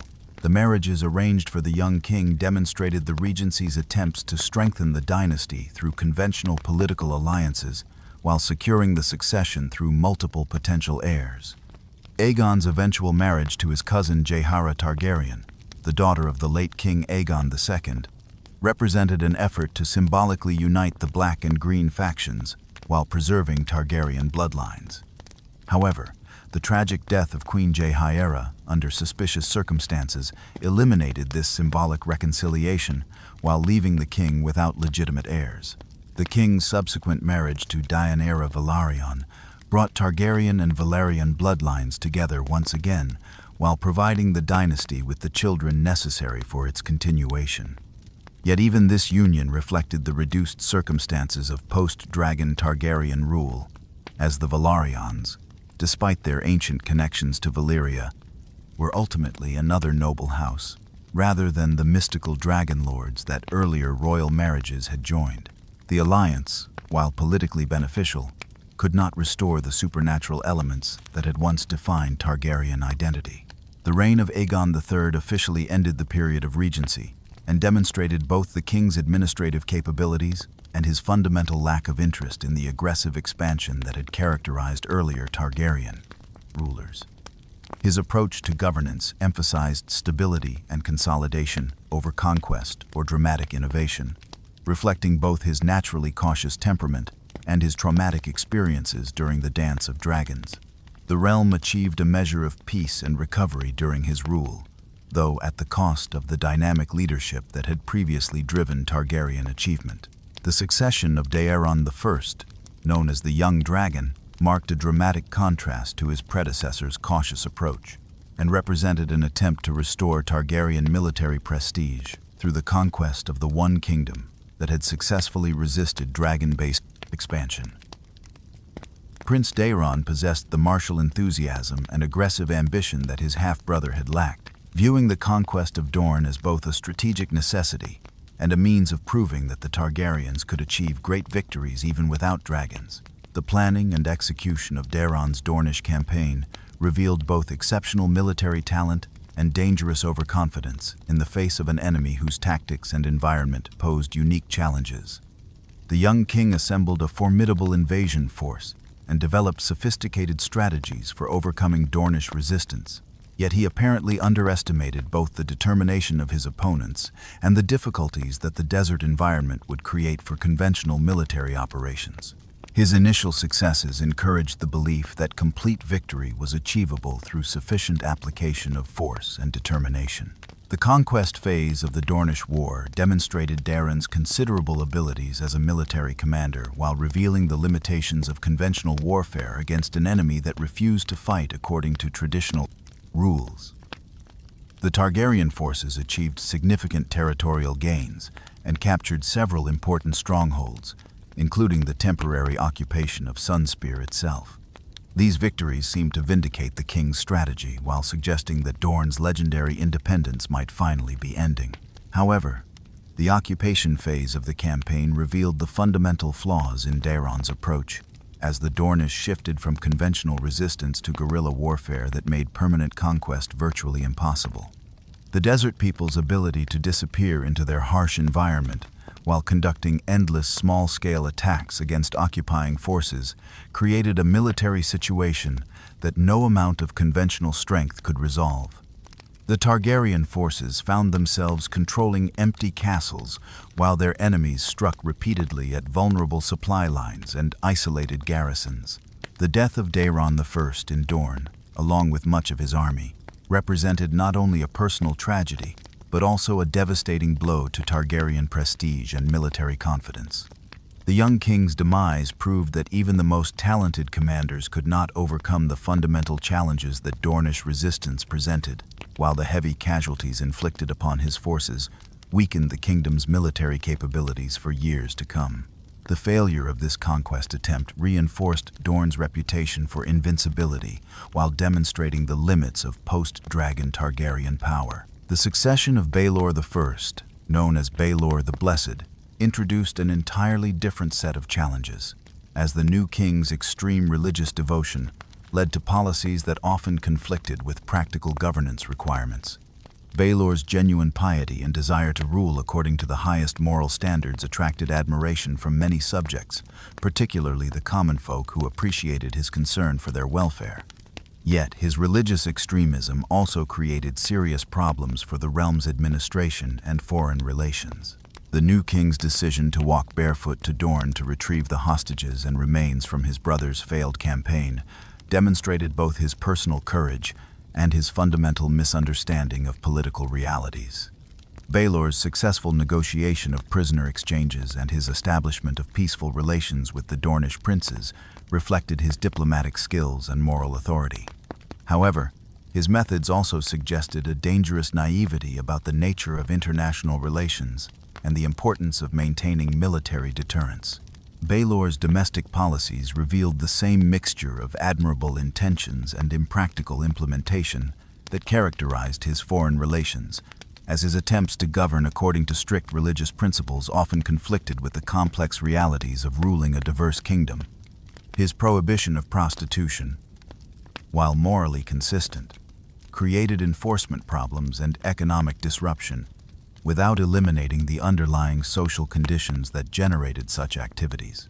Similarly, his efforts to reduce the luxury and ostentation of court life though personally admirable, weakened the ceremonial aspects of kingship that helped maintain royal prestige. The king's refusal to consummate his marriage to his sister Queen Diana reflected his religious convictions but also created serious succession problems that threatened the dynasty's continuation. Baelor's belief that physical relations with his sister would constitute sinful behavior led him to essentially imprison the queen and her sisters in the Red Keep's maiden vault, preventing them from fulfilling their reproductive duties while denying them the freedom to find alternative paths in life. This decision demonstrated how religious extremism could conflict with dynastic necessity. The mysterious circumstances surrounding Baelor's death, possibly from fasting taken to dangerous extremes, illustrated the ultimate consequences of his religious obsessions while leaving the realm in the hands of his uncle Viserys II. The Blessed King's demise marked the end of one of the most unusual reigns in Targaryen history, remembered for both its moral idealism and its practical failures. His legacy would influence future religious movements while serving as a cautionary tale about the dangers of allowing personal piety to override royal responsibilities. The brief reign of Viserys II demonstrated both the advantages of experienced leadership and the limitations that advanced age imposed upon even the most capable rulers. The new king brought decades of administrative experience and political wisdom to the throne, having served effectively in various governmental positions during the previous reigns. His attempts to restore efficient governance and fiscal responsibility showed what could be achieved through skilled leadership, yet his advanced age limited the time available for implementing comprehensive reforms. Viserys II's death after barely a year on the throne led to the succession of his son Aegon IV, whose character and policies would prove disastrous for both the dynasty and the realm. The new king, who would become known as Aegon the Unworthy, possessed neither the wisdom of his father nor the piety of his predecessor, instead displaying appetites and ambitions that would create lasting problems for future generations. His reign would mark a new low point in Targaryen governance, while setting the stage for civil conflicts that would dwarf even the Dance of Dragons. The reign of Aegon IV, remembered by history as Aegon the Unworthy, began what many historians consider the darkest period of Targaryen rule, characterized by corruption, incompetence, and personal excess that would have lasting consequences for the dynasty and the realm. The new king's character combined the worst aspects of royal privilege with a complete absence of the responsibility and wisdom that effective kingship required. His policies and personal behavior systematically undermined the foundations of Targaryen authority, while creating the conditions for future civil wars that would periodically devastate the Seven Kingdoms. Aegon's physical appearance reflected his indulgent lifestyle, as he grew increasingly corpulent throughout his reign until he could barely walk without assistance. Contemporary accounts describe a king whose enormous appetite extended far beyond food to encompass every form of pleasure and luxury that royal power could provide. His court became notorious for its extravagance and debauchery, while his personal behavior scandalized even those accustomed to the excesses traditionally associated with absolute monarchy. The contrast between this bloated, self-indulgent figure and the heroic kings of Targaryen legend could not have been more pronounced. The king's treatment of his legitimate wife, Queen Nerys, demonstrated both his callous disregard for others and his fundamental misunderstanding of the political importance of royal marriages. Nerys, a gentle and pious woman who embodied the finest qualities of Targaryen femininity, suffered constant humiliation as her husband paraded his numerous mistresses at court while largely ignoring his lawful queen. The king's public infidelities weakened the institution of royal marriage while creating uncertainty about the legitimacy of potential heirs. The relationship between Prince Daeron, the heir apparent, and his father revealed the poisonous dynamics that Aegon's behavior had created within the royal family itself. The prince, who possessed many admirable qualities including intelligence, martial skill, and genuine concern for the realm's welfare, found himself constantly overshadowed by questions about his parentage that his father's conduct had made inevitable. Aegon's obvious preference for his bastard son Daemon over his legitimate heir created dangerous tensions within the royal family while undermining the stability of the succession. Daemon Blackfyre emerged as perhaps the most significant figure of this era, combining exceptional personal qualities with the fundamental illegitimacy that would define his relationship to royal power. The bastard prince possessed the martial prowess, charismatic leadership, and physical appearance that many contemporaries associated with ideal kingship, creating a stark contrast with his half-brother Daeron's more scholarly and diplomatic temperament. Daemon's possession of the Valyrian steel sword, Blackfire, given to him by their father, symbolized his status as a potential alternative to the legitimate succession.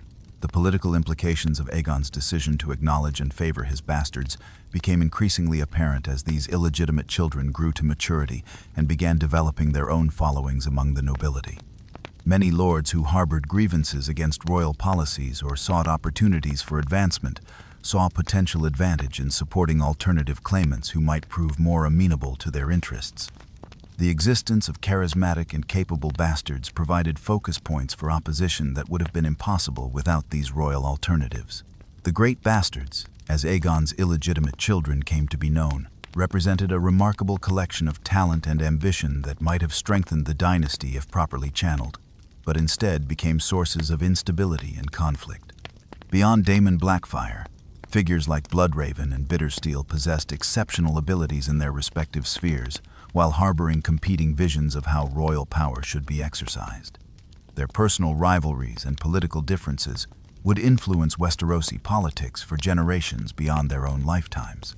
The king's deathbed decision to legitimize all his bastard children represented perhaps the most irresponsible act of his entire reign, creating multiple competing claims to the throne while providing no mechanism for resolving the inevitable conflicts that would result. Aegon apparently believed that this gesture would secure his legacy, while providing his bastards with opportunities for advancement, failing to consider how legitimization would threaten the established succession or create incentives for rebellion. This final act of selfishness would plague the realm for decades to come. The succession of Daeron, too, despite the legal clarity of his position as the acknowledged heir, immediately faced challenges from those who questioned his legitimacy, while supporting Daemon Blackfire's superior claim based on personal merit and royal blood. The new king possessed many qualities that should have made him an effective ruler, including intelligence, diplomatic skill, and genuine concern for the realm's welfare.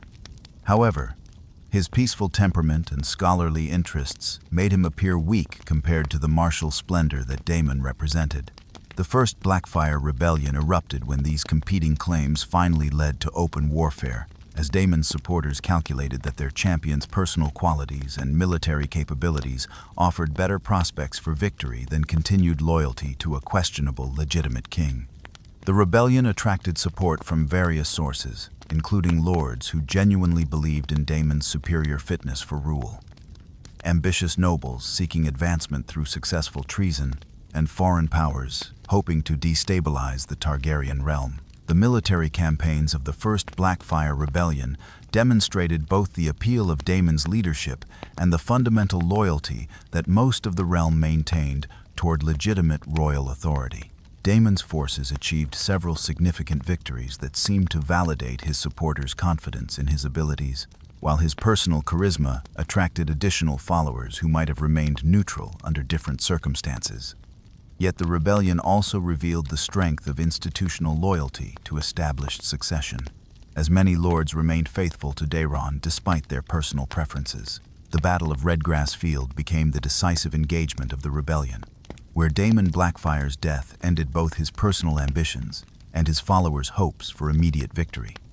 The battle demonstrated the crucial importance of key individuals in medieval warfare, as Daemon's fall demoralized his forces while eliminating the charismatic leadership that had held the rebellion together. The involvement of Bloodraven, whose archery skills allegedly killed both Daemon and his sons, illustrated how personal rivalries within the royal family had escalated into deadly political conflicts. The aftermath of the First Blackfire Rebellion established patterns that would characterize future conflicts between the legitimate Targaryen line and their bastard relatives, as surviving rebels fled into exile while maintaining their claims and seeking foreign support for future attempts.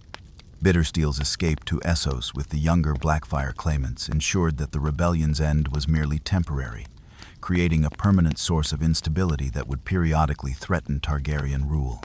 The establishment of the Golden Company as a military force dedicated to Blackfire restoration provided these exiles with the resources necessary to sustain their opposition. The reign of Daeron II, despite the challenges posed by rebellion and foreign intrigue, achieved significant accomplishments that strengthened the realm and enhanced Targaryen prestige throughout the known world.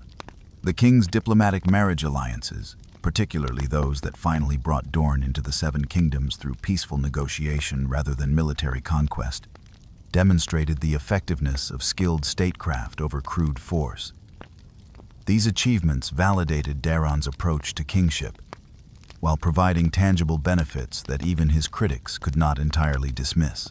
The integration of Dorne into the unified kingdom represented perhaps the greatest territorial expansion since Aegon's original conquest, accomplished through patient negotiation and mutual respect, rather than the destructive warfare that had characterized previous attempts.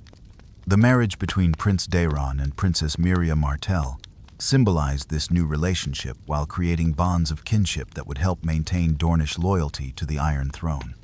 The successful completion of this unification vindicated Daeron's peaceful methods while fulfilling dreams that had eluded his more militant predecessors. The Second Blackfire Rebellion tested both the stability of Daeron's achievements and the continuing appeal of alternative claimants among those who remained dissatisfied with legitimate Targaryen rule. This renewed outbreak of treachery demonstrated that the fundamental issues underlying the original rebellion had not been resolved, as ambitious nobles continued to see opportunity in supporting bastard claimants, while foreign enemies sought to exploit internal divisions. The rebellion's failure reinforced legitimate royal authority, while revealing the persistent nature of these challenges. The succession of Aerys marked another transition in the Targaryen dynasty's ongoing struggle to maintain effective governance while dealing with the legacy of past mistakes and continuing external threats. The new king's scholarly temperament and lack of interest in active rule created opportunities for capable administrators like Bloodraven to exercise real power while maintaining the fiction of royal authority. This arrangement proved effective in maintaining stability, but also demonstrated the continuing weakness of Targaryen personal leadership. The Third Blackfire Rebellion during Aerys's reign revealed both the persistence of alternative claimants and the declining appeal of their cause among the general population, as years of peace and prosperity under legitimate rule had reduced support for revolutionary change. Bloodraven's efficient suppression of this rebellion demonstrated the advantages of having capable administrators in key positions, while illustrating the continuing importance of personal loyalty and competence in maintaining royal authority. The rebellion's failure suggested that time was gradually weakening the Blackfire cause. The reign of Maekar I brought warrior leadership back to the Iron Throne, while demonstrating both the advantages and limitations of martial kingship in an era when the realm's primary challenges were political and administrative, rather than military. The new king's personal courage and military skill earned respect from those who valued traditional royal virtues. Yet his reign also revealed how changing circumstances required different approaches to effective governance. His death in what should have been a minor conflict illustrated the dangers that personal military leadership continued to pose even to experienced warrior kings. The death of King Maekar I in a seemingly minor skirmish at Starpike created an unprecedented succession crisis that would fundamentally challenge traditional assumptions about royal inheritance and dynastic continuity.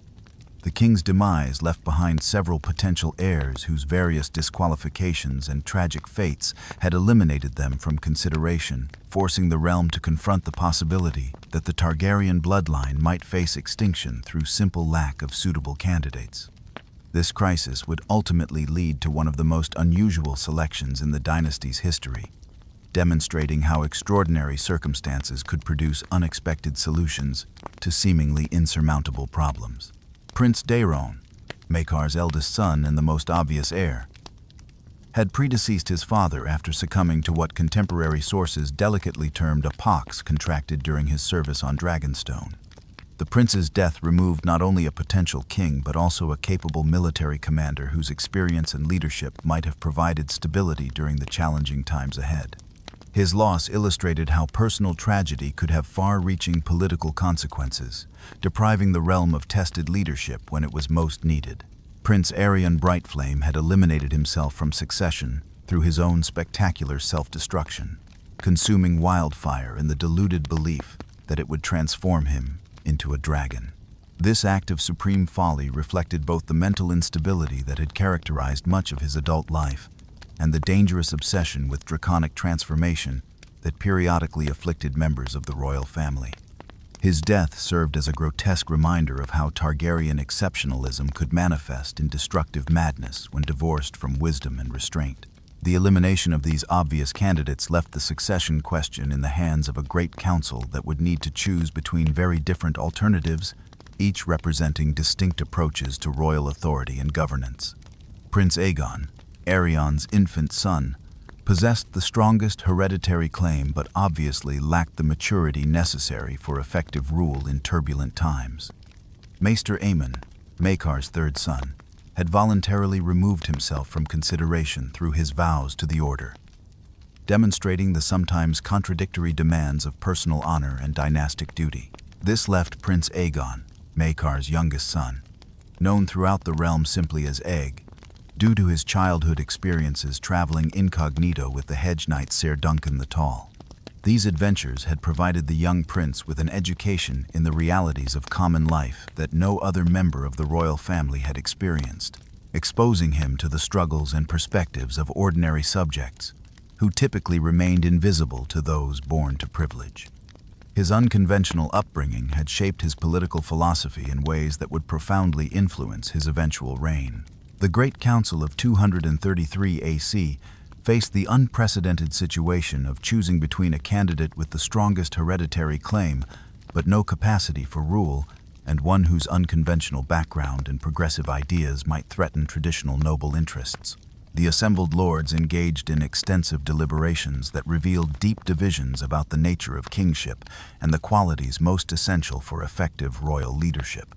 These debates illuminated fundamental tensions between hereditary legitimacy and practical capability that had influenced Westerosi politics since the conquest. The council's ultimate selection of Prince Aegon as Aegon V represented both a victory for pragmatic considerations over strict hereditary succession and a recognition that extraordinary times might require unconventional solutions.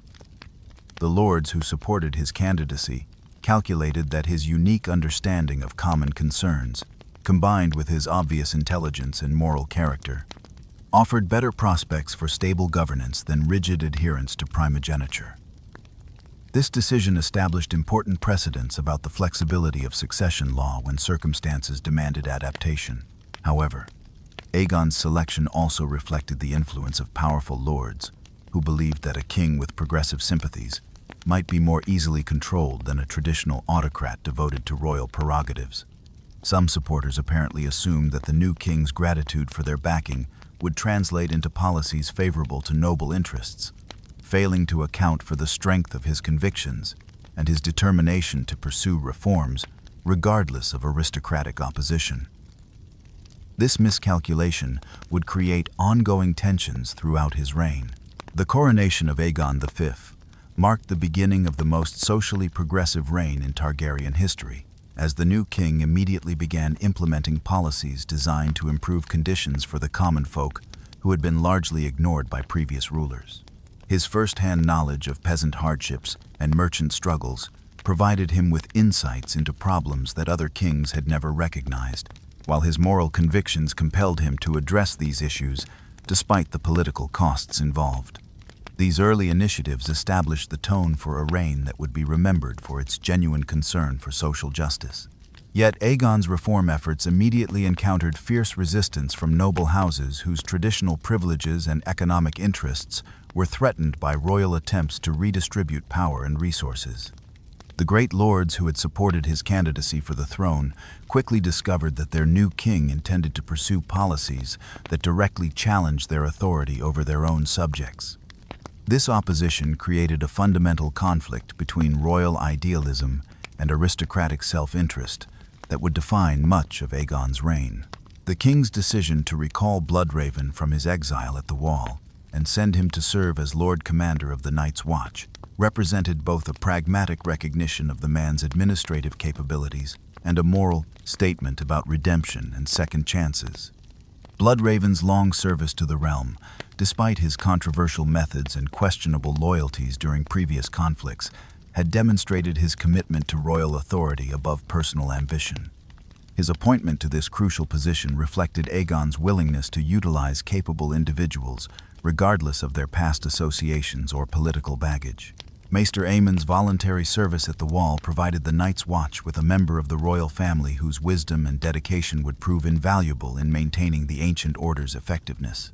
His presence at Castle Black symbolized the continuing connection between the Targaryen dynasty and the realm's most essential defensive institution, while his personal example inspired both his sworn brothers and visiting nobles who witnessed his humble service. Aemon's choice to honor his vows rather than pursue the crown demonstrated the highest ideals of personal sacrifice for the greater good. The political dynamics of Aegon's court reflected the ongoing tension between his reform agenda and the conservative instincts of the noble houses, whose cooperation was essential for effective governance. The king's attempts to improve conditions for small folk through land redistribution, tax reform, and legal protections consistently encountered opposition from lords who viewed such policies as dangerous precedents that threatened the entire feudal system. These conflicts created a pattern of royal frustration and noble resistance that would characterize much of the reign. The Fourth Blackfire Rebellion during Aegon's reign demonstrated both the continuing appeal of alternative claimants among disaffected nobles and the fundamental strength of legitimate royal authority when properly exercised. The rebellion's leaders apparently calculated that the king's progressive policies had weakened noble support sufficiently to create opportunities for successful revolution, failing to account for the loyalty that effective governance had generated among the common people. The uprising's failure reinforced Aegon's position while eliminating another generation of Blackfire pretenders. The suppression of this rebellion revealed the military effectiveness that could be achieved through the combination of professional royal forces and popular support for legitimate authority. Unlike previous conflicts that had relied primarily on noble levies and traditional feudal obligations, Aegon's response demonstrated how royal policies that benefited common folk could translate into genuine military advantages when facing aristocratic rebels. This lesson would influence future royal strategies for maintaining authority against internal opposition. The king's marriage to Betha Blackwood brought both personal happiness and political complications, as the alliance with this powerful Riverlands house strengthened royal authority in that crucial region, while creating new obligations and expectations. Queen Betha's intelligence and political acumen made her a valuable advisor whose counsel helped shape many of the reign's most important policies, yet her low-born origins also provided ammunition for critics who questioned the dynasty's commitment to traditional hierarchies. Their partnership demonstrated how royal marriages could serve both emotional and strategic purposes.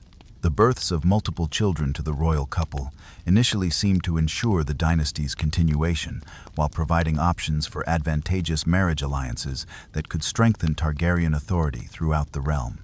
Prince Duncan, Princess Jaehaerys, Prince Daeron, and Prince Rael each represented potential connections to powerful houses, whose support would be crucial for maintaining royal power in future generations.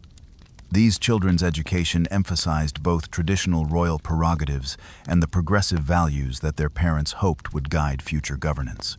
However, the king's attempts to arrange politically advantageous marriages for his children encountered resistance from the princes and princess themselves, who had inherited their father's independence of mind, along with their royal blood. Prince Duncan's secret marriage to Jenny of Oldstones demonstrated how personal desires could conflict with dynastic necessities, while Prince Jaehaerys' eventual forced marriage to his sister Shaera reflected the continuing importance of traditional Targaryen practices, despite changing social attitudes.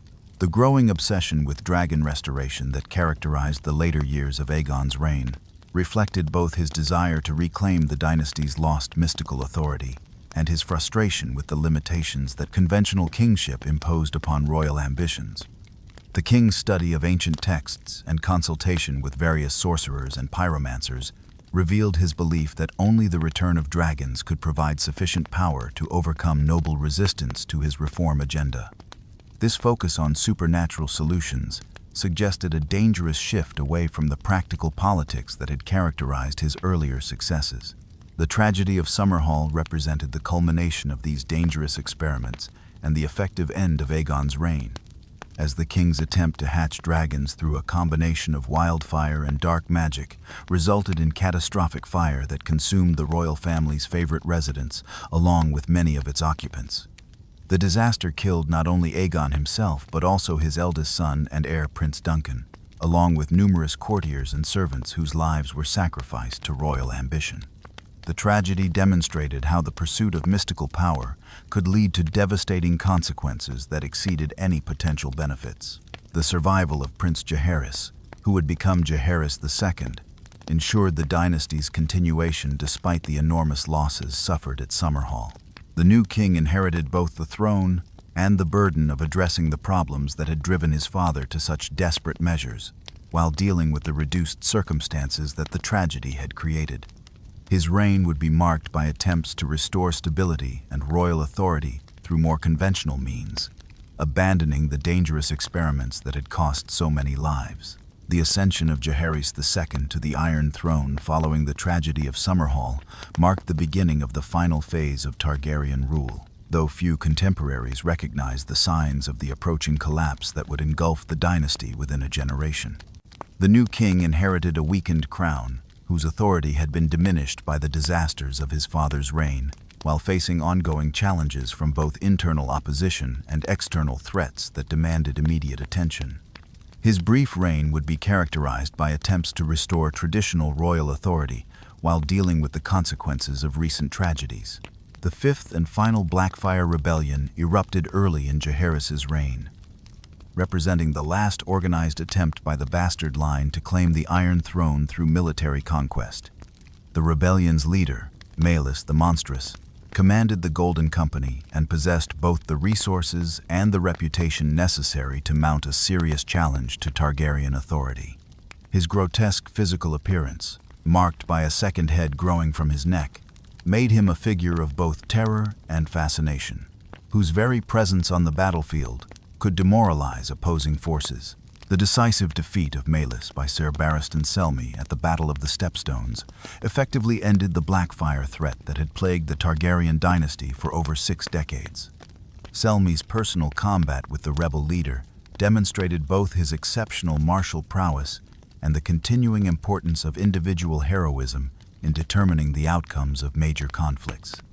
The death of Maelys eliminated the last credible Blackfire claimant, while allowing the Targaryens to focus their attention on other challenges without the constant threat of renewed rebellion. The forced marriage between Prince Aerys and Princess Rhaella, arranged in response to a prophecy that promised the birth of the prince that was promised from their union, demonstrated the continuing influence of supernatural beliefs upon royal decision-making.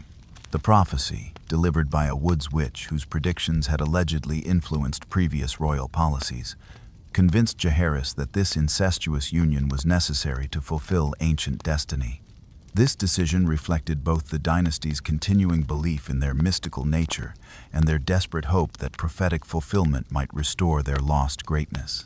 The relationship between Aerys and Rhaella proved deeply troubled from its inception, as both siblings harbored resentment about their forced union while struggling with incompatible personalities that made genuine affection nearly impossible. Aerys's volatile temperament and growing paranoia created an atmosphere of tension and fear that extended beyond their personal relationship to influence the entire court. Rhaella's gentle nature and desire for peace conflicted fundamentally with her husband's increasingly erratic behavior and violent outbursts. The births of Rhaegar, Viserys, and Daenerys to this troubled union initially seemed to validate the prophetic expectations that had motivated their parents' marriage. As each child displayed the distinctive Targaryen traits of silver-gold hair and violet eyes that marked their pure bloodline. Prince Rhaegar, in particular, showed exceptional promise from an early age, combining physical beauty with intellectual capabilities and a thoughtful temperament that suggested he might become the great king that prophecy had foretold. His development encouraged hopes that the dynasty might yet recover its former glory. The reign of Aerys II began with considerable promise, as the young king initially displayed many qualities that suggested effective leadership and wise governance. His early policies emphasized justice and reform, while his personal charm and intelligence won him supporters throughout the realm. The marriage to his sister, despite its troubled nature, produced the heirs necessary for dynastic continuation while maintaining the pure bloodlines that Targaryen tradition demanded. These early successes created optimism about the future that would prove tragically misplaced. However, the traumatic experience of being captured and held prisoner by vassals during the defiance of Duskendale fundamentally altered Aerys's personality and marked the beginning of his descent into the madness that would define his later reign. The king's imprisonment by Lord Darklyn, motivated by grievances over royal policies and taxation, exposed him to psychological pressures that his fragile mental state could not withstand. The experience of helplessness and humiliation apparently triggered latent instabilities that gradually consumed his rational faculties. The successful rescue of the king by Sir Barristan Selmy, accomplished through a combination of stealth, courage, and exceptional swordsmanship, temporarily restored royal prestige while eliminating the immediate threat to Targaryen authority. Selmy's infiltration of Duskendale and his extraction of the king from captivity became legendary throughout the realm, enhancing his reputation while demonstrating the crucial importance of personal loyalty in maintaining royal power. Yet the king who returned from this ordeal was fundamentally changed, displaying new levels of suspicion and cruelty that would gradually poison his relationships with even his closest allies. The transformation of Aerys from a promising young king into the paranoid tyrant known as the Mad King occurred gradually over several years, making it difficult for contemporaries to recognize the extent of his deterioration until it had progressed beyond hope of recovery. His increasing obsession with perceived threats and conspiracies led to a series of purges and executions that eliminated many capable administrators while creating an atmosphere of terror throughout the court. The king's growing reliance on wildfire and torture as tools of governance demonstrated how completely his judgment had been compromised by mental illness. Prince Rhaegar's development during this period represented both the dynasty's greatest hope for redemption and a source of increasing tension between father and son as their differing approaches to kingship became apparent. The prince's education had emphasized history, music, and philosophy, rather than the martial arts traditionally associated with royal heirs, creating a reflective and intellectual personality that contrasted sharply with his father's increasingly erratic behavior. His obvious fitness for rule made him a natural focus for those hoping to limit Aerys's destructive policies. The prince's obsession with ancient prophecies, particularly those concerning the prince that was promised who would save the world from darkness, led him to make personal decisions that would have far-reaching political consequences. His study of prophetic texts convinced him that he was destined to fulfill this role, while his interpretation of the prophecies suggested that he needed 3 children whose bloodlines would be crucial for humanity's salvation. This belief influenced his marriage choices and personal relationships in ways that would ultimately trigger the rebellion that destroyed his family. The tournament at Harrenhal in 281 AC became a crucial turning point in Targaryen history, though its full significance would only become apparent in retrospect, as the events it set in motion led inevitably toward civil war and dynastic collapse. The tournament, ostensibly organized by Lord Walter Went to celebrate his daughter's name day, attracted participants from throughout the realm while providing opportunities for political discussion and alliance building among the great houses. The gathering's unprecedented scale and magnificence suggested that it might serve purposes beyond mere entertainment. Rhaegar's victory in the tournament's jousting competition established his martial credentials while demonstrating the physical prowess that complemented his intellectual achievements. His defeat of accomplished knights like Sir Barristan Selmy proved that he possessed the combat skills traditionally expected of royal heirs, while his gracious behavior toward defeated opponents enhanced his reputation for chivalry and honor. These victories seemed to validate his fitness for eventual kingship, while building support among nobles who might eventually need to choose between father and son. The prince's decision to crown Lyanna Stark as the Queen of Love and Beauty instead of his own wife Elia Martell created a scandal that would have devastating consequences for both personal relationships and political stability. This public slight to Princess Elia insulted not only the prince's wife but also her powerful Dornish relatives, whose support was crucial for maintaining royal authority in the southern kingdoms. The gesture's romantic implications also created dangerous tensions with House Stark, whose alliance was essential for northern stability. The subsequent disappearance of Lyanna Stark and Prince Rhaegar triggered the crisis that would ultimately destroy Targaryen rule, as Lord Rickard Stark's demands for his daughter's return were met with King Aerys's characteristic brutality and paranoia. The king's decision to execute both Rickard Stark and his heir Brandon through gruesome methods that maximized their suffering demonstrated how completely his judgment had been warped by madness. These murders transformed what might have been a manageable scandal into an existential threat to the dynasty. The rebellion that erupted in response to these atrocities drew together a formidable coalition of great houses whose combined resources posed an unprecedented challenge to Targaryen authority. Robert Baratheon's personal motivation for revenge, combined with the strategic capabilities of Jon Arryn and Ned Stark, created a leadership structure that could coordinate effective resistance against royal forces. The rebels' ability to frame their cause in terms of justice and legitimate grievance attracted support from houses that might otherwise have remained loyal to the crown. The course of Robert's rebellion demonstrated both the military capabilities of the rebel coalition and the fundamental weakness of Targaryen authority when deprived of dragons and popular support. The Battle of the Trident, where Prince Rhaegar died at Robert's hands, eliminated the dynasty's most capable leader, while symbolically demonstrating that even the blood of the dragon could be defeated by righteous anger and superior force. The prince's death ended hopes for a peaceful transition that might have preserved Targaryen rule under reformed leadership.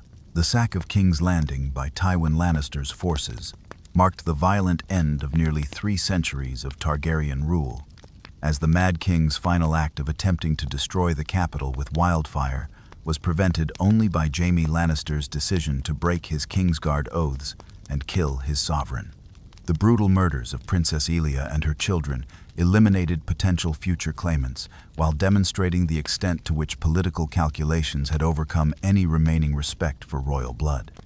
The destruction of the royal family seemed to ensure that the Targaryen dynasty had ended forever.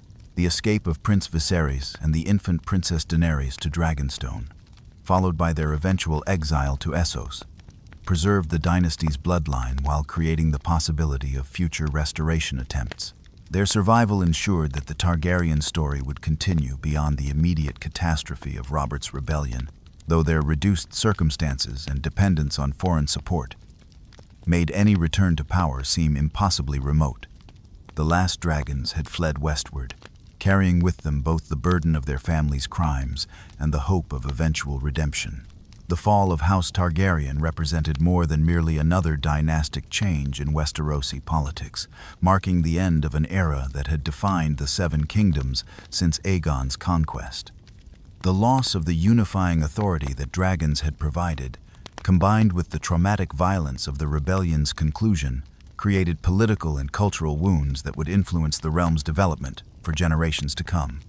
The age of fire and blood had ended, leaving behind both legendary achievements and terrible cautionary tales about the corruption of absolute power. The rise and fall of House Targaryen across 3 centuries of rule reveals the eternal cycle that governs all mortal ambitions, no matter how grand or seemingly permanent their foundations may appear. From the volcanic peaks of ancient Valyria to the throne room where the Mad King drew his final breath, the Dragon Dynasty embodied both the heights of human achievement and the depths of corruption that absolute power inevitably creates. Their greatest strength, the mystical bond with dragons that set them apart from ordinary mortals, became their greatest weakness when those creatures vanished from the world, leaving behind rulers who had forgotten how to govern through wisdom rather than fear.